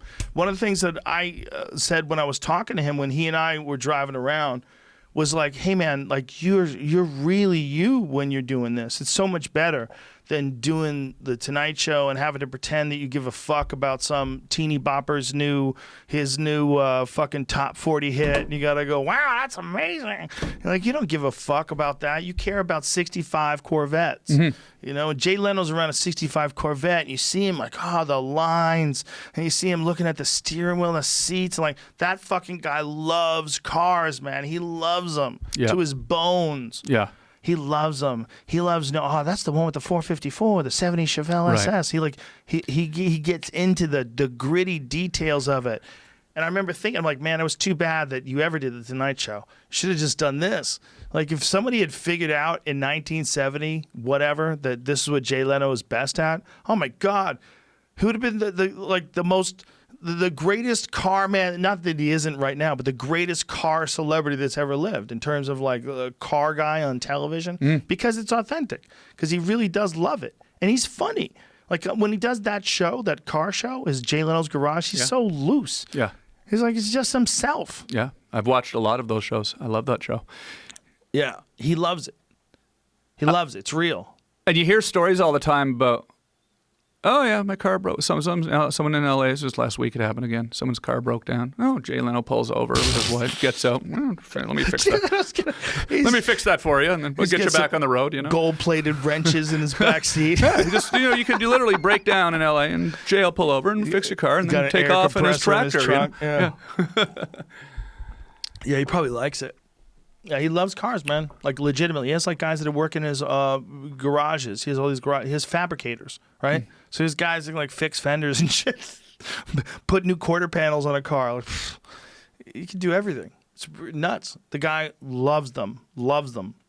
And he's got everything, man. Mopars and old fucking Maseratis and just, Jesus. So you know a lot about cars. So No. I know some about cars. But I don't know a lot compared to about his cars. average guest that he has on the show, it probably was fun when you went in there and he loves the fact that I'm an actual car nut. I'm a car nut. That's a fact. But I'm not good. I don't understand what's going on behind. The full-on details. Yeah, I'm not turning any wrenches, and I know what drives. Like, oh, you got good. a problem with your solenoid switch or something like that. Any of that. Yeah, I know what drives good. I know what drives good. I like to drive. I like cars that make you feel like you're driving them too. But then again, I like Tesla too. Tesla's like, it's doing all the work, and do you drive that? Have you ever driven a Tesla before? I drove. I don't know if I should. I guess I could say this. I drove Harland Williams's Tesla. First of all, when we were talking before about Theo Vaughn, and he has this language of comedy that's uniquely his own. Like, Theo just has stuff like you see it written on paper, you're like, what? That's funny? And then you see him say it on stage, and you can't even breathe. You're dying, right? Harland Williams, yeah. Harland Williams, a perfect example of that. So, hey there, Flapjack. What do you say, buttermilk biscuit? Like, just say some shit. You're like, what are you talking about? Yeah. But you're crying laughing. And so Harland is one of my best friends in the world. I love that dude. And it's surreal to me that we've become so close friends because, like I was saying earlier, when I was a kid, I was his biggest fan. I was actually told him this the other day. I was telling him, and I've told him this probably story 10 times. Were you alone? We were just talking on the phone. Okay. But I was telling him. Did you have your clothes on? Yeah. And I did. He called into my podcast. I'm sitting in my house by myself, and talking. I was interviewing my friend. But I was telling him stories like this one I'm about to tell you right now. And when I was a kid, I would go down when he would come to Yuck Yucks. And at the time, and this is probably not exactly a fully accurate statement, but for whatever reason at the time, it seemed like there wasn't a lot of that kind of weird, like breaking the whole mold of comedy. Like everyone, there was stand-up, and then he was the one stand-up that was really surreal, really strange and silly. And so at the time, it really popped out for me as a goofy kid who was kind of a weird kid. What year are we talking about? 88, 89. Oh, wow. That's before I met him. Yeah, back in he hadn't come to the States yet. Oh. And then I remember. So he was like that from the jump, huh? Yeah, I mean he was headlining in Canada. He's from Toronto. I'm from Ottawa. I didn't know him. And when I was 15 years old, I was doing the amateur night. He was my favorite. He'd come into town, and I remember one day I went up to him at the bar at the comedy club. 15 years old. For some reason they let us in. I went up to him at the bar with my friend Phil, and we went up to him and I said, "Mr. Williams, would it be okay if tomorrow we took you out for a submarine sandwich?" And he said, "Well, that sounds good to me." And the next day, Saturday, we went out in Ottawa, took him out for a submarine sandwich, and he was drinking his Coke like, "Thanks for the submarine sandwich there, fella," So he was being himself on character. He was great. I mean, it was just great. Yeah, and it was until years later where I actually got to know him, where he's not always like, "Hey, Jerry," but Right. So it was incredible to get to know him. And he's always been a friendly guy as long as I've known him. I met Harlan, I think, in '94, and I'm like, what a friendly guy. That's my thought of him has always been the same. What a friendly guy, just always friendly. Every time I see him, I hug him. I'm always excited to see him.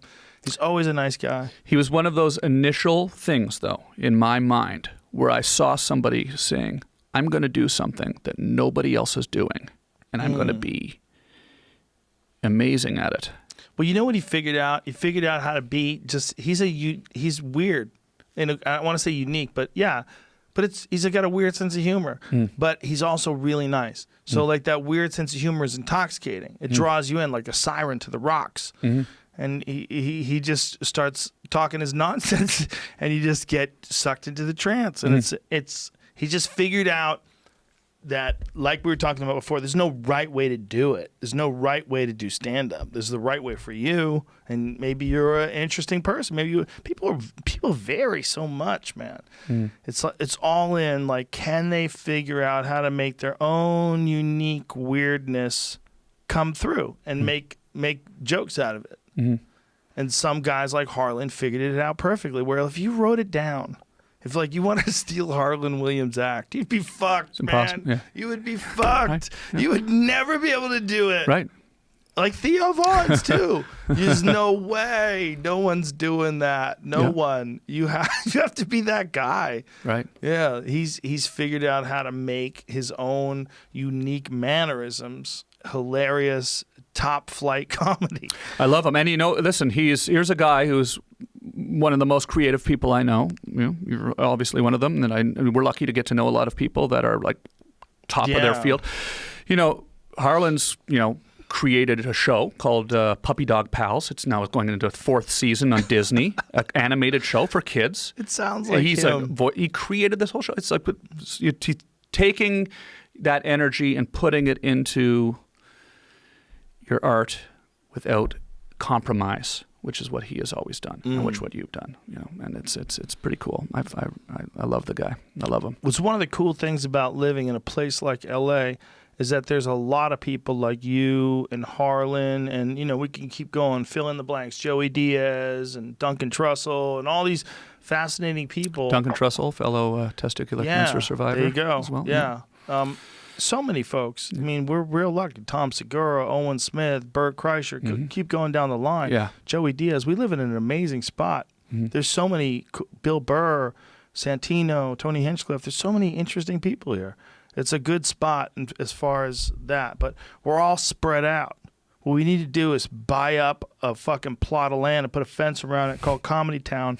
They have like Hidden Hills. It'd be a fucked up we town. need a gated community for comedians. Yeah. Call it Comedy Town. It'd get pretty fucked up in there, I bet. It'd be fun. We'd be able to hang out with each other and grow tomatoes and shit. So you love it? You Prepare love for the LA? You think you'll live apocalypse. in LA for the rest of your life? No, I'm thinking about getting out now. I heard you mention that. I'm watching people drive, man. Listen, there's a lot of people that are under incredible pressure right now financially. And that's when people are under pressure, that's when they act the most erratic. And I was watching this guy yesterday. He cut in front of me, and then he cut into the left lane, and he passed like into oncoming, and then he cut in front of the people in front of him. And I was like, what, buddy? Yeah. What? Did someone... But is there somewhere you would go fucking- where there's not fucked up drivers, though? Or? No, but this is my thought, is that we are in a position right now where people are under extreme stress. And I'm starting to see it a little bit on the road. I'm like, what is it going to be like when everything opens back up again? Is this going to be the best spot? Or is the best spot going to be like a little slightly less populated? We could like, hold back. So where would you go? Let's watch this motherfucker from a distance. And you see in the distance, you see fire bombs and shit. You're like, I knew it. I knew people were getting sketchy. I knew San Diego was the spot. I don't know. I don't know what the spot is. Up in the mountains of Colorado? I think San Diego is a good spot because it's a city, but it's not as big a city. It's big enough though, so it's not hick, right? Right. Sophisticated, but it's not too ridiculous. Yeah. But you wouldn't miss getting up at the Comedy Store every night? What if there's a bomb? What if there's an earthquake? What if the volcano goes off? the What if Comedy an Store- asteroid impact hits? Going down to the Yeah. center of the stand-up universe and having that I had outlet it. every night whenever you want. You wouldn't have that anywhere else? I had it, and I didn't have it. New York, and I had maybe, it but- again for the Comedy Store. I had it from 93 to 2007. Then I didn't have it from 2007 to 2014. Then I had it from 2014 to today, and I'm better off with it, especially the version of the Comedy Store that exists now. We are all better off for it. It's an amazing place right now.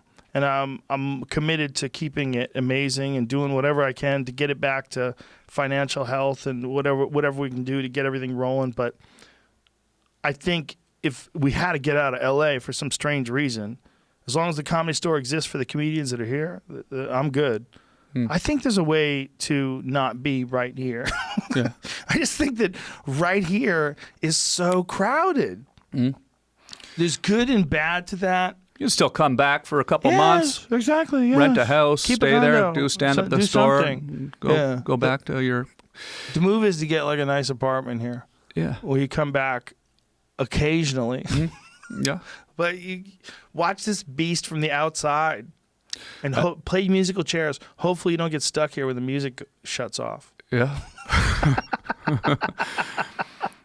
Yeah. I think about it a lot because I'm from Canada. And Do you think about going back? I do a lot. Yeah. Toronto's the shit. Yeah. I love Toronto. And Where would you go? I'd go back to Ottawa just because my parents. Of To be near my course. parents, Son of my a brother, bitch. and I have old friends there. And Do they still have access TV back then? Back there, rather? like? Could you do cable access I shows could go right back now? to the public access station. You imagine if you did that? I've thought about it. But do you imagine how people would freak out? Same studio. You would get a story on Dig for sure. Dig.com. It would be like, That'd be good. Tom Green goes back to cable access Yeah. place where he first started. I would love that. Yeah. Yeah. Imagine if you did that. Yeah. How people would go nuts for that. You know, it's interesting because it's like now we've got the internet now, so it's sort of interesting that public access is different now, right? Yeah. Because back then you had to kind of talk your way into getting in there. You know, you couldn't just get a show, so you had to kind of talk your way into getting in there. And then once you got in there, it was nobody was watching, but if you did something weird enough or whatever, people would sort of hear about it. And we used to send our tapes down to Manhattan Neighborhood Network in New York, and people would hear about it, and it was not like the internet. Now it's almost hard to imagine why anybody would need to do that now. When I was an open micer in Boston, we did some cable access shows. It was same thing, I think, as your public access TV thing in Canada. They had cable access shows, and I think there was some sort of a rule that if you had a cable channel, you had to leave a certain amount of hours open for people to just like regular people to just sign up and do things. Me and a few other comics, we put together these terrible sketches. And I'm sure they were amazing. Though. They were terrible. Well, and we're 21 years old, and they went up on cable access. And I remember one of them. You have those? No. No? I don't know who would have them. But this is not a tape like somewhere, 1988, right? maybe. You don't have the tape? No, I don't have it. I have every tape. Really? Yeah, I let things go. Yeah. I keep moving. Yeah, I got no that's time. interesting. Keep moving. Keep moving, bitch. But I remember like thinking while I was there with my fucking moron comic friends who were, just silly bitches doing this stupid shit. I'm like, who the fuck let us do this? Like, who's letting it? I remember I was wearing a dress. It was something about some dating show. Oh, that's why you lost the tape. No. It's purpose. You burned it somewhere, right? Know. I had a dress on and a wig, and I was. I think I was the like it was like a blind dating show or something. We gotta like find it. So stupid. But it was just like it was not funny. But I was thinking like how weird it is funny. that they let you just do this. Sounds pretty funny. Yeah, but better in this like me telling it than actually seeing how bad it really was. It was like there's nothing clunky and can be nothing bad about that. Yeah, it wasn't good, dude. But this is YouTube now. It's like YouTube has taken that, and no one saw it coming. That's what's so interesting. No one saw like a thing where anybody could sign up, anybody can create an account, anybody can upload video. Nobody saw that being this thing that would ultimately like the amount of eyes. Like Jamie, you would know this more than anybody. Like, what are the amount of eyes that are watching YouTube every day? Like, what's the total number of human beings that are watching YouTube every day? Let's take a guess, Tom Green. What do you Take a guess. Number of eyes watching YouTube every day? Yeah, a number of I don't individual know. humans Take a that guess. may see. Yeah, I'm trying to think. Individual humans or worldwide. individual views? Because someone watched something 10 times, does that count as 10? No. I mean individual humans. I want the individual humans. So if it was 1 billion, that would be like 1 in 8 people, which seems like a lot, but it also seems like a number that you would imagine them saying it would be. So How many views do you think it would be a day? That might be simpler. How many views a day does YouTube get? It's funny because I don't know, but I'm going to imagine. Let's see. Is there 8 billion people in the world? 7 point something? Something, billion? yeah, something more than 7. So if it was 1 billion a day, that would be crazy. Does that mean like 1 in 8 people watched a YouTube video a day, or one guy watched That doesn't a million? seem unrealistic. That doesn't seem unrealistic. It might be 1 billion. I'm going to just guess that because it's a round number. It's a good number. Yeah. All right, I'm going to go with 700 million. Is this like Price is Right? Yes, or, okay. exactly. Price is Right. And whoever's So if it's closest, 1 billion and 1, then I win, right? Yeah, well, I wanted to give us some distance. But if I go 700 over, okay. to Price is 3 Right rules. more. Price is Right rules. Okay, what is it? As of September last year, daily active users is 30 million, but monthly active users is 2 billion. So there are a larger number of people that use it every day versus people that I tap see. in I once see. a month or so. Yeah, well, Okay. users, yeah. I guess I was. So daily what about only views, 30 though? million. Daily That's views. people that are using it every single day. How many Right. views, though? How many views? I thought It's maybe we hard were to playing guess a different that, yeah. game. I was playing Yeah. views, but No, we were playing views. Number of How videos watched per day is 5 billion. I don't know if they can do Oh, Price is Right rules. 5 billion a day. Billion So that means there's one views. guy 5 just billion watching a views. billion a day. Yeah. I wonder what let's How's that guess even this. possible? There's 8 billion people in the world. Good question. How's that possible? It's crazy. Well, that's how many people are watching. How many videos individual people are watching. What do you think the number of videos, the average number of videos a person watches per day on YouTube? We say 4. How many videos? do you think you average watch? number. Yeah, the average number. How many do you think you would watch? Average. I probably watch 5 or 10 a day, so I mean, Yeah, that's what I'm saying. I'm not even close to that. I might watch 2 or 3 a day. Yeah. I don't watch a lot of YouTube. I watch a lot of. I watch professional pool. I watch a lot of. It's a good place to watch it is on YouTube. Okay. Way better than anywhere else. It's hard to watch pool on TV. It doesn't really exist anymore. Yeah. But you watch it on YouTube. There's fucking thousands of videos with hundreds of thousands, millions of views. I use it for tips with Pro Tools. Ah, that's good. I can't figure out how to do something, so then I go, how do you know? Dude, for martial arts, it's one of the greatest resources ever. Yeah. There's so many people giving instructionals on how to throw certain kicks or how to cinch up certain submissions. Like, jiu-jitsu alone is accelerated in giant leaps and bounds because of the internet. Skateboarding, too. Oh, I'm sure. I think it...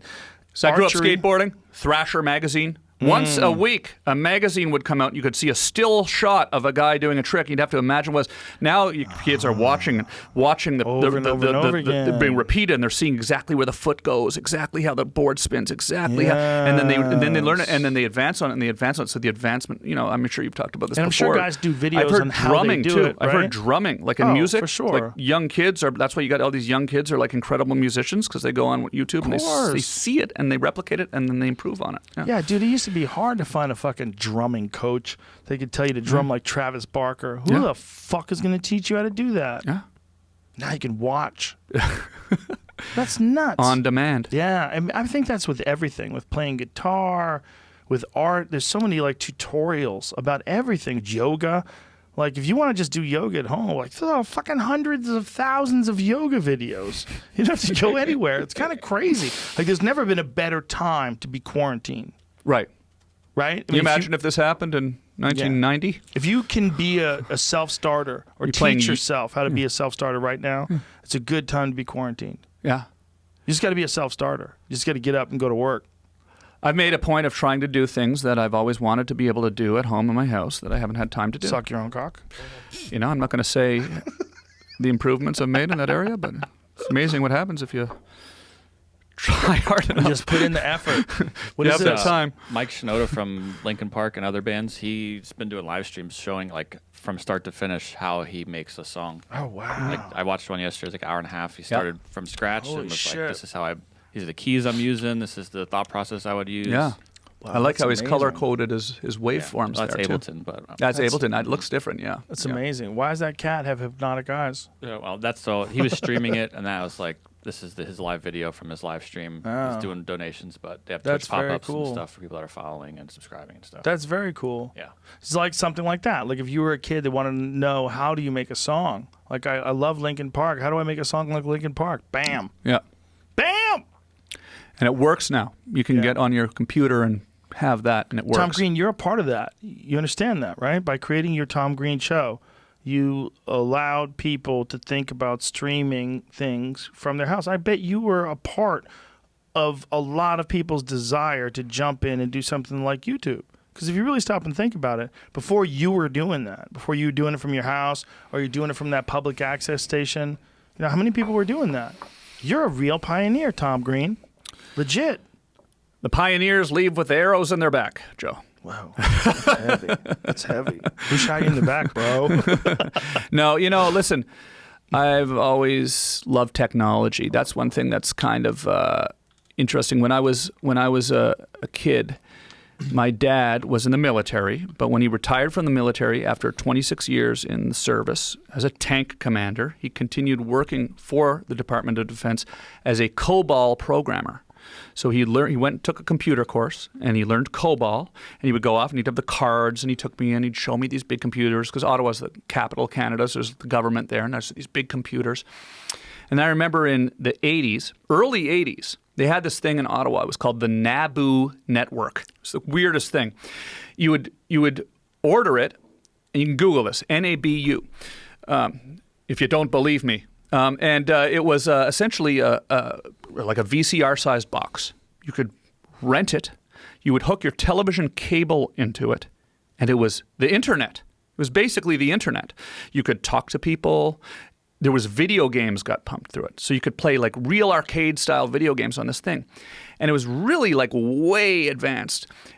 Yeah, there it is. That's it. I had that. And my dad always got like the computers that no one else had. Like everyone had Atari 2600, but he went and got the NABU because he said, no, that's Doug Henning, by the way, the magician, the Canadian magician, Doug Henning, who did the ads for it. I remember that, dude. And yeah, so you're sitting there as a kid and you're playing like Dig Dug, the arcade game, same graphics quality, and it's streaming through your cable. It's not. You don't have a cartridge. It's streaming through your cable. So you're thinking about that. And then a lot of my friends were very advanced. My friend Phil Giroux, who was the guy who drank coffee in the window in the background of my show on MTV. There was a guy. He was my best friend. So we started doing stand-up together when we were teenagers, and then he kind of had to quit when he was 17 because he got hired as a computer engineer for the National Research Council because he was a computer genius. So there was always these really early sort of computer sort of things. So I've always loved looking at that technology and going, okay, well, what's going to happen? Like, so now it's like, what's going to happen next? That's the question. What's going to happen next? What's the new technology now? Like, what's the thing that's happening now that's going to be next? And I don't know what it is really, but it's fun to try. Augmented reality. Fun to try to figure out artificial intelligence. It's going to be augmented reality. Yeah. I think. Yeah. I think it's going to be something that whether Apple comes up with some fucking Terminator style. Remember those Terminator goggles? Mm-hmm. Something Terminator style that go what, like Google Glass or Google Brian Glasses? Bosworth. No. Those Google Glass are just like a weird little thing in the corner of your eye. Uh-huh. That thing sucked. I know. But if you had like sunglasses, like aviators, you put on some aviators and you have a whole new view of the world with navigation, with emails, with voice calls with people where they're translucent. You can see the people in front of you so you don't stumble into someone, but you still know that you're talking to your friend Bob. Mm-hmm. You see each other while you're laughing. You could flip from your view to his view. Mm-hmm. You could see, I mean, all that stuff is coming, man. That's coming. That's the next step. Mm-hmm. That's the next step. My real concern is what I was saying about earlier about if we have tracking on our phones to make sure that we're not COVID-19 positive and like that, you're giving up too much. I feel like you're giving up too much there. I think people need to be, conscious of their health and take care of their immune system and make sure you follow all the protocols and wash your hands and don't touch your face and all the things that everybody's been saying. But I don't really know if we want to give in to that level of scrutiny, that level of tracking. But will we even notice it, right? It's already happening, right? Yeah, that's like the question too. Our phones, You're right. You put your email in and, it's already happening. And we say, the convenience, right? It's so convenient. And then all of a sudden everyone's doing it and I'm doing it. And good call.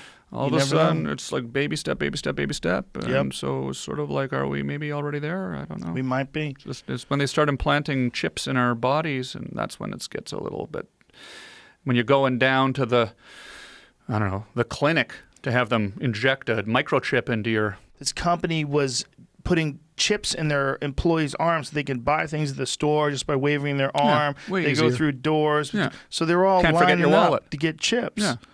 And I'm watching this, and I've probably watched it 4 or 5 times since then. But when I'm watching, I'm looking at it, I'm going, what are you doing?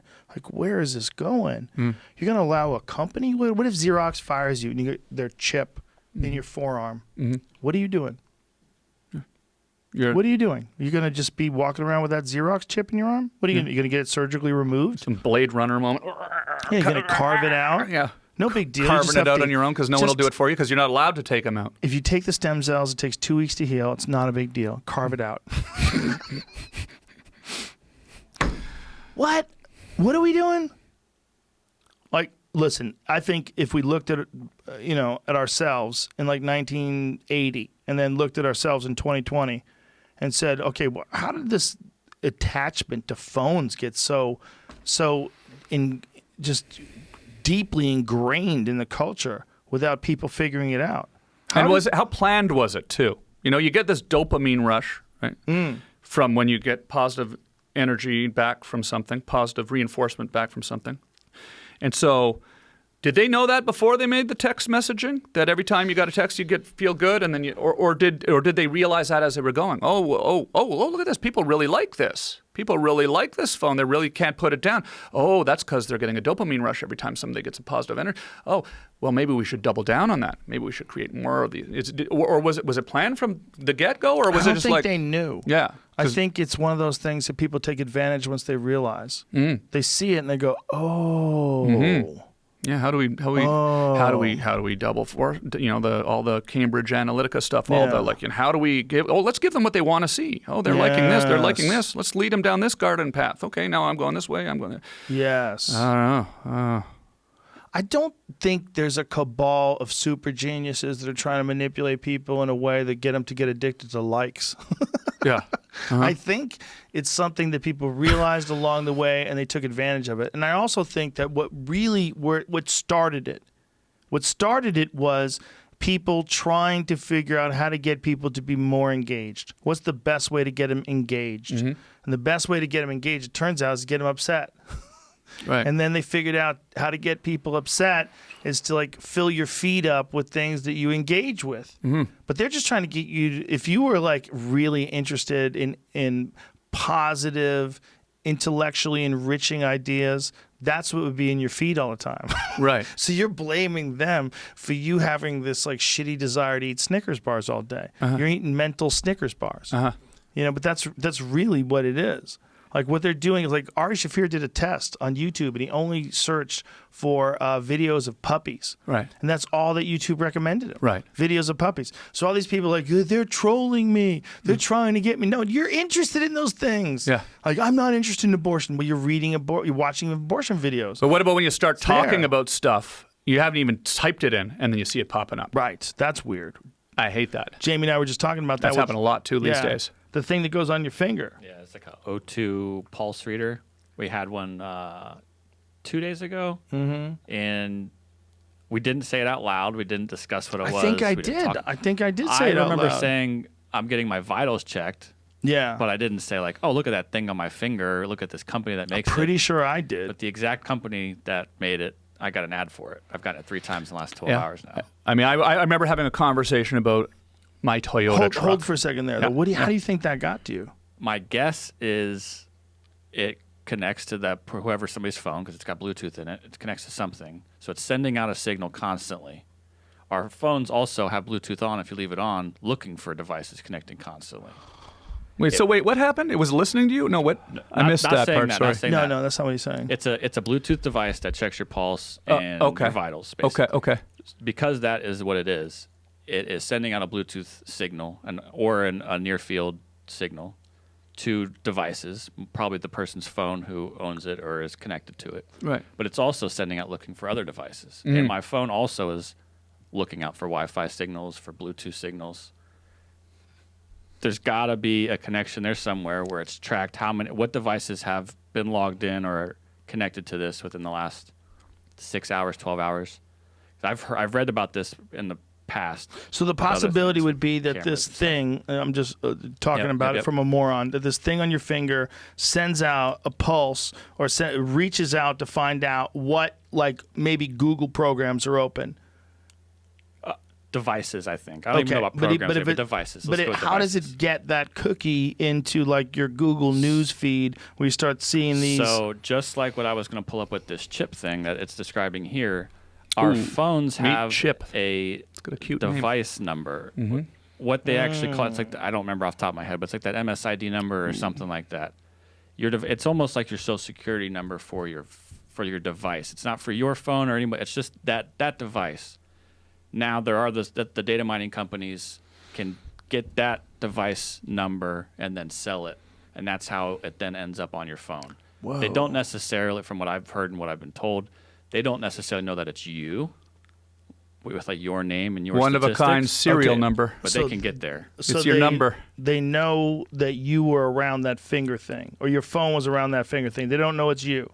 I've seen a company offering this data to someone who wants it, that like if you wanted to target ads at someone, what they could do maybe like 2 years ago is like you could find women age 25 to 45 in the United States. Now you could Where's go, that? Where do you find that? Now you could go as specific as I Do want. they like to party? I want lawyers that are 37 years old that drink wine that live in this city. You can get very specific, and they only have that data from this ongoing collection and finding it out. Okay. I just think it's weird when you don't even sign up for anything. It's just your phone starts. It's like it's listening to you, right? I'm assuming it is. Yeah. You know, you're talking about Toyota trucks. And then you start seeing them in your newsfeed. Yeah, I'm thinking of getting a Toyota truck, which happened to me. I was thinking of getting a Toyota truck, right? So Solid choice. Toyota. Very reliable. Yeah, 93 Toyota Land Cruiser. Tacoma. Oh, Land Cruiser. Yeah. Oh, that's right. We're Thinking- talking about that. Yeah. And then all of a sudden, Toyota. Ooh, the microphone is on. It really, I really believe it is on. Out. And they always say that. Everyone says your phone's listening and they're taking, but you sort of don't believe it. But then lately, more and more, I really do believe it now. And then you go, well, should I turn my phone off all the time? I put it on airplane mode all the time. I leave my phone on airplane mode. Is it legal to listen for ads? Like, how's that work? Is that legal? Like what have we signed away? You got the voice user recognition agreement? software. It's taking your name, your words, and searching them. And I mean, I don't know. I don't think there's laws against that yet. But it's slippery, right? It's all, we're sliding into this digital world, just slowly sliding in. It's listening everywhere, suggesting, Tom, I see you're really into toothpaste. Yeah, right? Yeah, you want tooth whitening toothpaste? This is the stuff. And then maybe you weren't really into it, but now you are really into it. You mentioned it once, but now you're seeing it all the time, so now you're really into toothpaste or Toyotas. Yeah. What's the decision? Is the decision to resist the machine, or is the decision to enjoy the moment? Just live your life as a one player in this infinite multiverse of lives coexisting, dealing with this technological singularity that we're all moving towards. What's the decision? What do you do? I think it's to be aware of it, aware of what they're doing. Is what that a it's robot dick in my ass? I can't believe it. Yeah. Look at it. Yeah. Right there. Right. That's when you're aware. You're aware it's happening, and you are able to not be completely manipulated because at least you're aware of as opposed to walking blindly through the world and not thinking about the fact that your phone's listening to you or that you're, yeah. So I'm really worried about what the next grab is going to be, because the next grab, in order to ensure that people be safe from this COVID-19, it's hard, man. Once they get some sort of control and power over you, it's hard to give that shit up. And when we're looking at these studies that show that it's not, at least as far as the amount that it's been contained and hasn't spread through the population, but the amount of people that actually have been infected, how many of them actually died, that it's much smaller than they were fearing it would be. When are they going to let us be normal people again? Or are they ever? Yeah. Are they ever? I mean, we're just wearing masks from now on? Yeah. Do we have to wait for a vaccine? Like, did we decide that it's more... Are you spraying down your water? Just water. He's saying, is it worse to die from this than to die from the flu or to die from all these other things? And you know what else is really interesting? I was reading this thing where there might be a balance. You know, a lot of people died from COVID, right? It's not to diminish the amount of people that died, but that because people are staying at home, less people have died from automobile accidents. That it might turn out to be... I got money back on my car insurance because of that. Yeah. And do you see how low gas is? No, I have to do it the way. Gas is free. They're giving you gas. Yeah. Oil's... Right, because no one's driving. They pay you to fill up now. That's got to be it's what negative it is. 35 right? cents. If everyone was driving, it would be more valuable. What's the other factors? The Illuminati lizard people want you to know that gas is cheap. They haven't stopped making it or whatever it is. Well, these fuckheads need to keep it at $1.50 a gallon. Cut the shit. We're trying to rebuild this economy. You fucking greedy lizard people. That's there's people that believe that, right? There's people that believe, like David Icke. Still, I was watching that London Real interview. He said he believes that he saw someone's eyeballs turn to lizard people. Yeah. Did he say it on that one, or did he say it on the other one?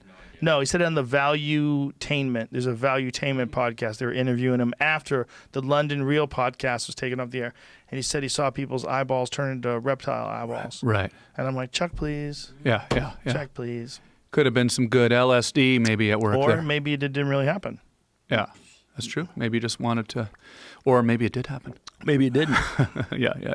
More likely it didn't. Probably not, yeah. Yeah, this idea that people are lizards. It's hard enough just being a person, just dealing with people. Mm-hmm. You know, you got no evidence of lizard people. Stop. Let's try to figure this out together. You're distracting everybody. All this lizard talk. I think we want to believe that there's something that can't be explained. So it's that 5G. The towers. The 5G, Tom Green. Right. So what's that all about? Have you been paying attention to 5G? Yeah. Research flat Earth and 5G. You've probably had the flat Earth people here, right? There's a Lil Duval. Do you know Lil Duval on Instagram? He had a hilarious point that he put up.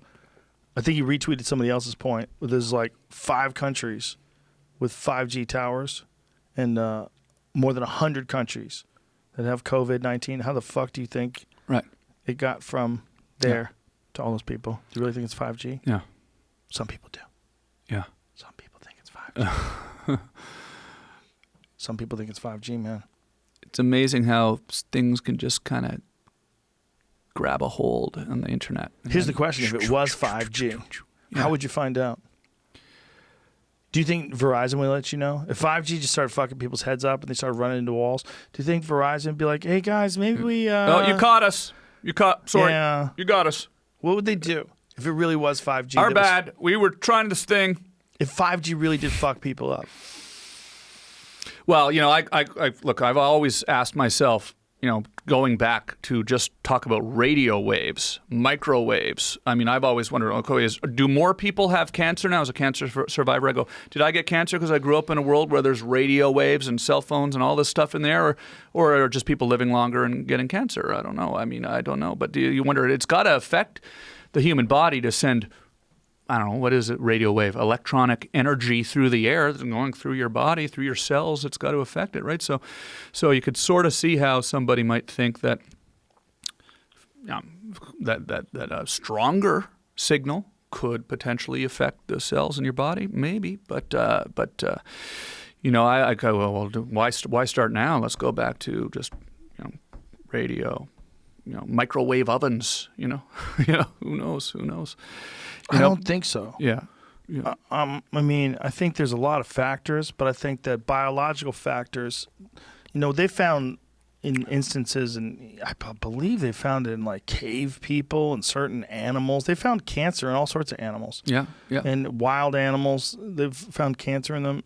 Cancer's a weird thing. Yeah. And we can't assume, like, when someone is born with certain diseases, right? We don't try to make some sort of environmental connection always to the fact that they're born with certain diseases. Even people that are living in paradise with no toxins in the environments, there's still the weird randomness, the giving birth, two people conceiving a child and the child coming out, and what everything has to be in order. All the ducks have to be in a row to make sure there's no diseases. Like there's so many variables, man, and one of the variables is cancer. And the fact that some people get it and some people don't, and some people live their lives terribly. They abuse the fuck out of their bodies. They take all kinds of drugs, and nothing happens. Right. It's crazy. Yeah. And then there's people like you that just live normal, Yeah. and they get cancer. And if you didn't pay attention to it, you could have died. That's just how it is. The world is weirdly random in that sense, where it's not fair. Genetics are not fair. Intelligence is not fair. Creativity is not fair. There's no fair. There's no fair. And if you start looking for fair is in your household, okay? Fair is amongst your clan. Fair is amongst your loved ones. Fair is not the outside. The outside world is a wild, competitive battleground of ideas and actions. And it's not fair. It's not fair at all.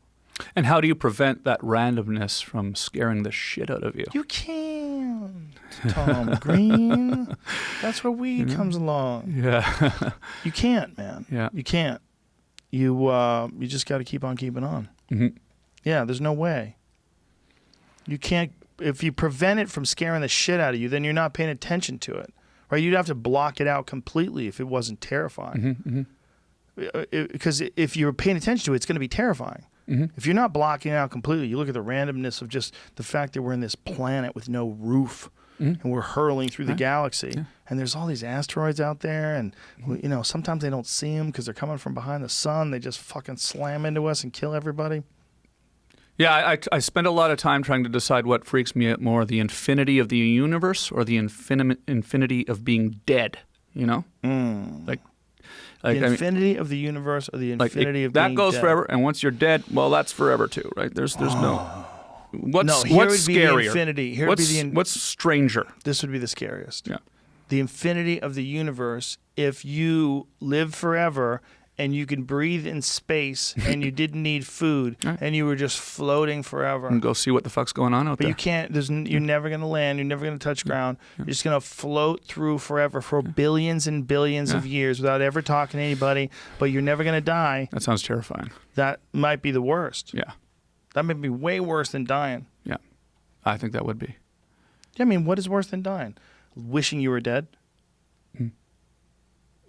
flying forever for billions of years. You know how bored you'd be after the first billion years and realize you have an infinite amount of billion years left where you're still going to be alive, breathing air with no need for food, no friends. You know what you know now, but you've been transformed by the gods into this symbol of psychic torture.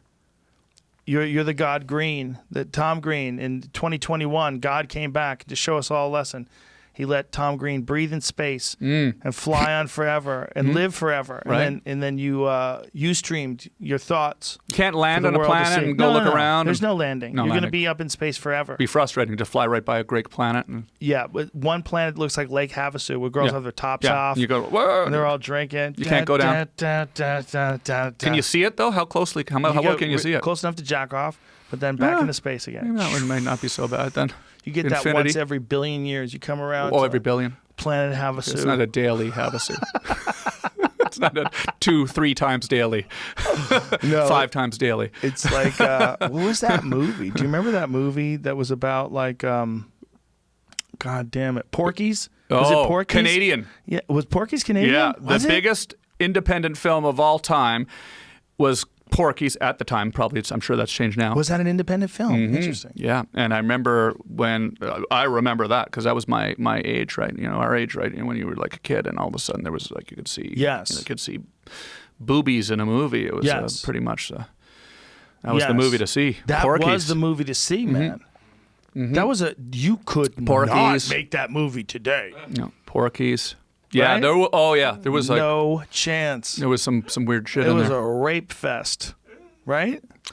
I just remember some weird shit in there for sure. Yeah, By standard current definitions. yeah. Yeah, there's a lot of sexual assault, wasn't there? I have to go watch it again. Yeah, me too. Well, there's definitely it some is. peeping Tom type activities, weren't they there? And Yeah. some violence. The teacher Yeah. grabs the one kid. That's There we go. Whoa. There's a lot of those. What a great film. Yeah. Oh yeah. When we were kids, this was the shit, right? What year was this? 81, it said. Oh Yeah. my God. So I was 14. This was the shit, dude. Yeah. Oh yeah. Yeah. This was. This movie's probably a time capsule. And huh? there's moments in that movie where when you're a kid and you're seeing that and there's no internet and you're seeing something that you've never even fathomed before. And look what they did too. They made it about an earlier time. They got off the hook by making it Is in that the Timothy 1950s. Hutton right there? Is it? I don't know. Maybe not. Oh, and that's from Sex and the City, right? Oh yeah. Yeah, yeah. Cattrall. Kate Cattrall, Kim yeah. Cattrall. Kim Cattrall, Yeah. yeah. Yeah, I knew she was in there. This is the scene I was going to bring up I didn't want to mention because I felt weird mentioning it. Who stayed hot longer than Kim Cattrall? Yeah. She hung in there strong. Multiple decades. Porky's, 1981, son. All the way to Sex and the City. Go back a little bit on that, though. Let me see those cars from the 1950s, like before that. Like when the cars are pulling into the parking lot. Like, look, they did it all.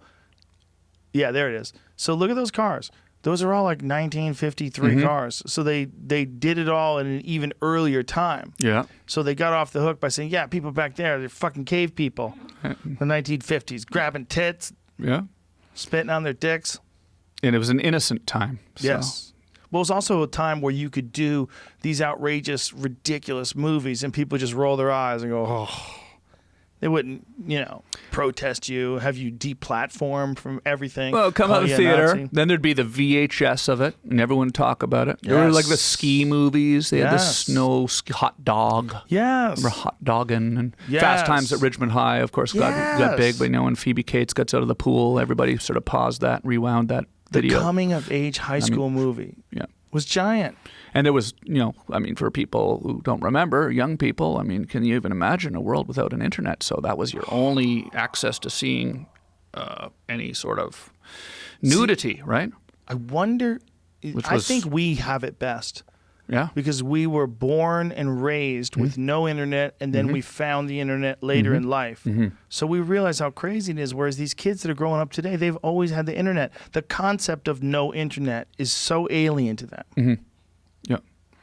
And when you don't have instant access to seeing anything you can imagine, then your mind has to use its creativity to come up with ideas and visualize it. And Yes. they don't have Yes. that doesn't exist now. So Right. that was I'm glad that we grew up in that era. Dude, we got lucky. Yeah. We really did. Because that time was like... And no one's ever going to get that again. You never get it again. And Unless we fuck up and the society restarts, but then you're going to learn how to kill a bird with a rock, right? You're going to be starving to death. Right. You know, if society resets that hard... You'll be fine. You'll no one's going to be fine. But listen, that life is horseshit. You don't want to live that life. The fact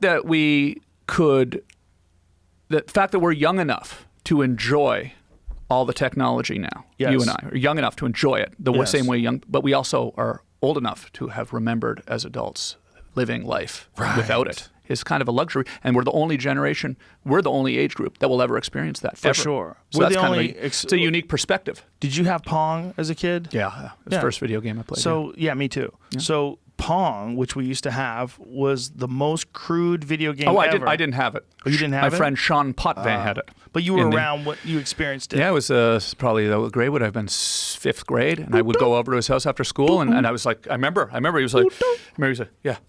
What? You're controlling the movement of the television? There's a thing, and you're controlling it? Yeah. And it was now you watch mesmerizing. people playing Call of Duty. Mm-hmm. They're pulling sniper shots on people, making their fucking heads explode. Look at Jamie gets excited about that. Look at him. Is that what you're addicted to? Yeah. Call of Duty? Yes. How bad? How bad's your addiction? I didn't play yesterday. Oh, you took a day off. Were you sweating? No, I almost played. Edit game footage instead. You know. God damn. You could just watch somebody play for half an hour there and you get your fix. So. Oh, Twitch. You can get a little fix. Yeah, you watch a little Twitch fix. Is that what Twitch is good for? Yeah. Watch through their eyes. Yeah. See how they pull off a shot. You don't have to commit to turning it on.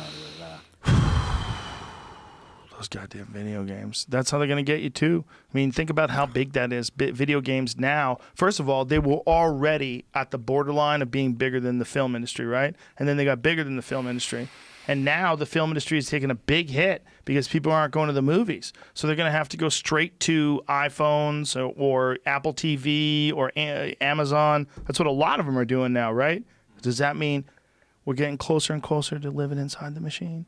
Because you live inside that computer game. It's more exciting. Mm-hmm. Everything's coming through your TV now. Mm-hmm. Even the movies are coming through TV. How's a movie going to compete with Call of Duty? Fortnite is launching Travis Scott's new song and music video or something today. Like in the game, they made a character for him. They're launched. It might be happening right now, actually. And not only do you not have to leave the house, but we're not allowed to leave the house. So it's how many people are going to do that in games? Have stand-up comedy specials? In games. It's going to be an option now, for sure. It's going to be an option. Because you can have an audience. You can go to the Tom Green Theater, and you walk in and sit down, and the curtain parts, and Tom Green gets on stage and does a special. They already did it once with a DJ, and it was live.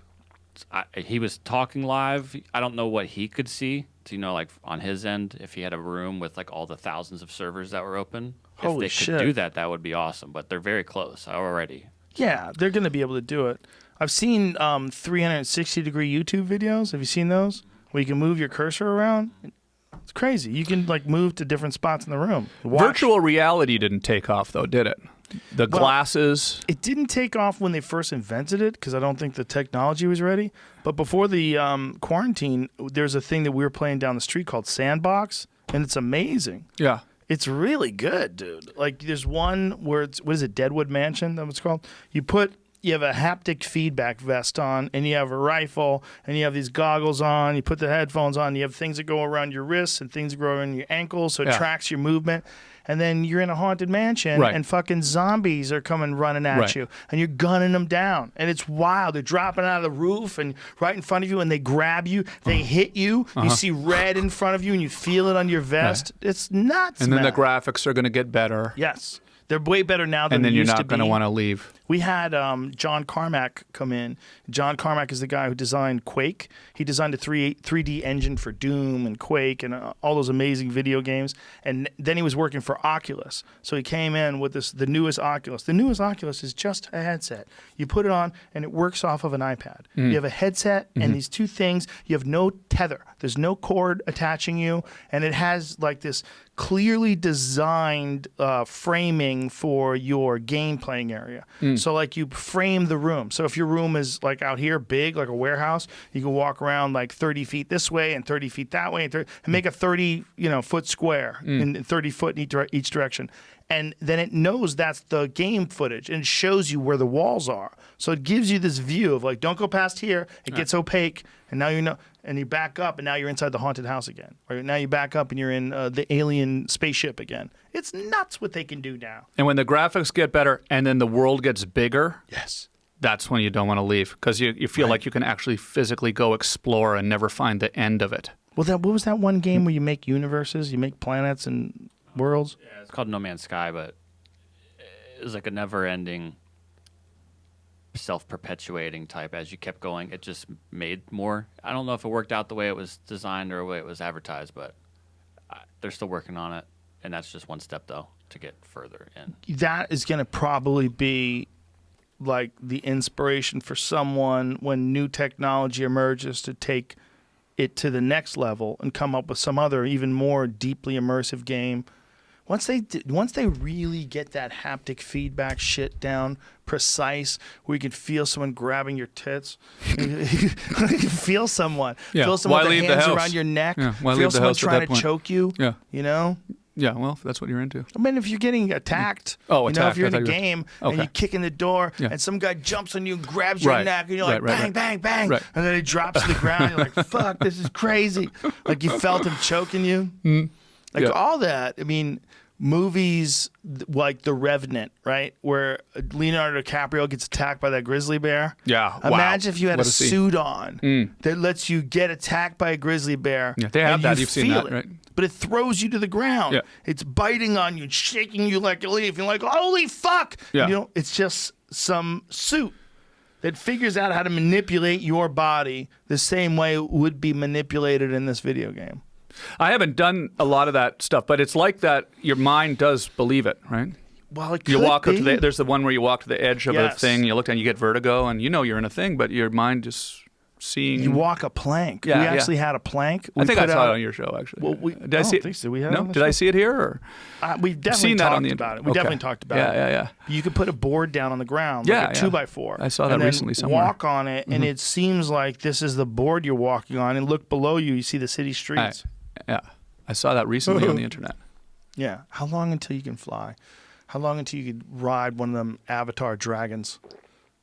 Go through Pangea. Where was that? What was that? Pandora. Go through Pandora, riding on a dragon. How long?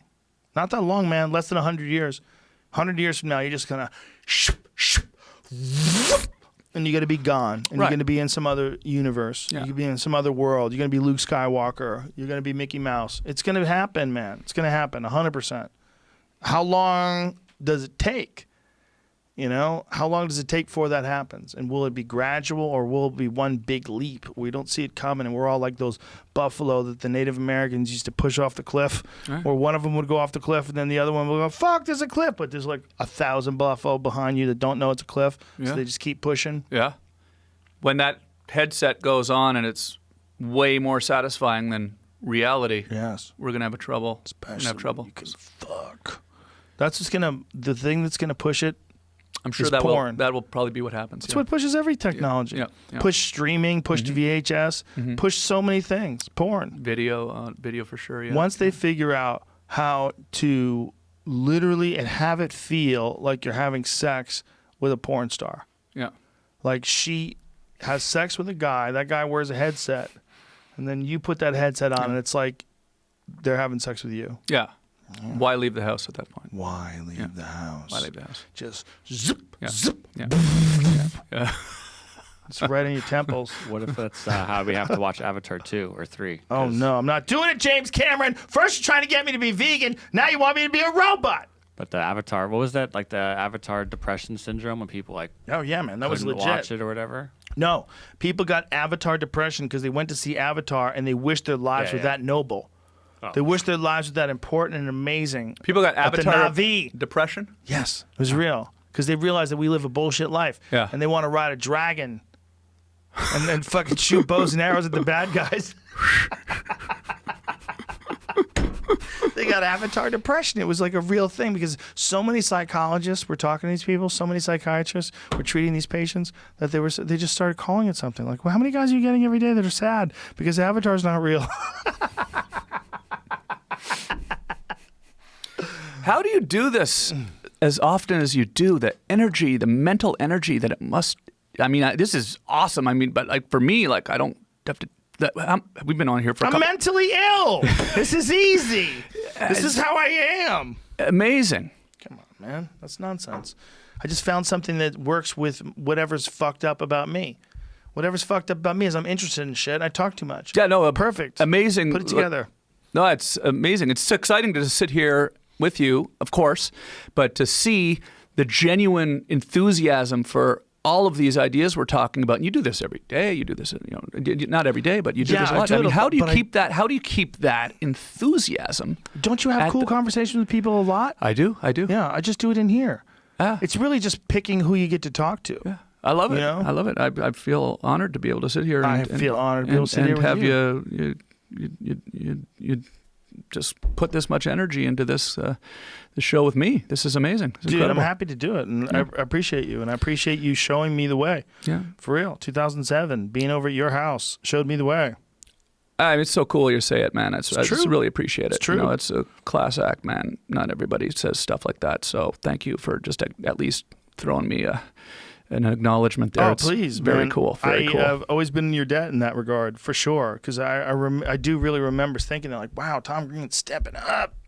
I was like, he's going deep with this. This is crazy. And when you see someone doing something like that, like set up a whole production studio at their house, you had a whole real studio.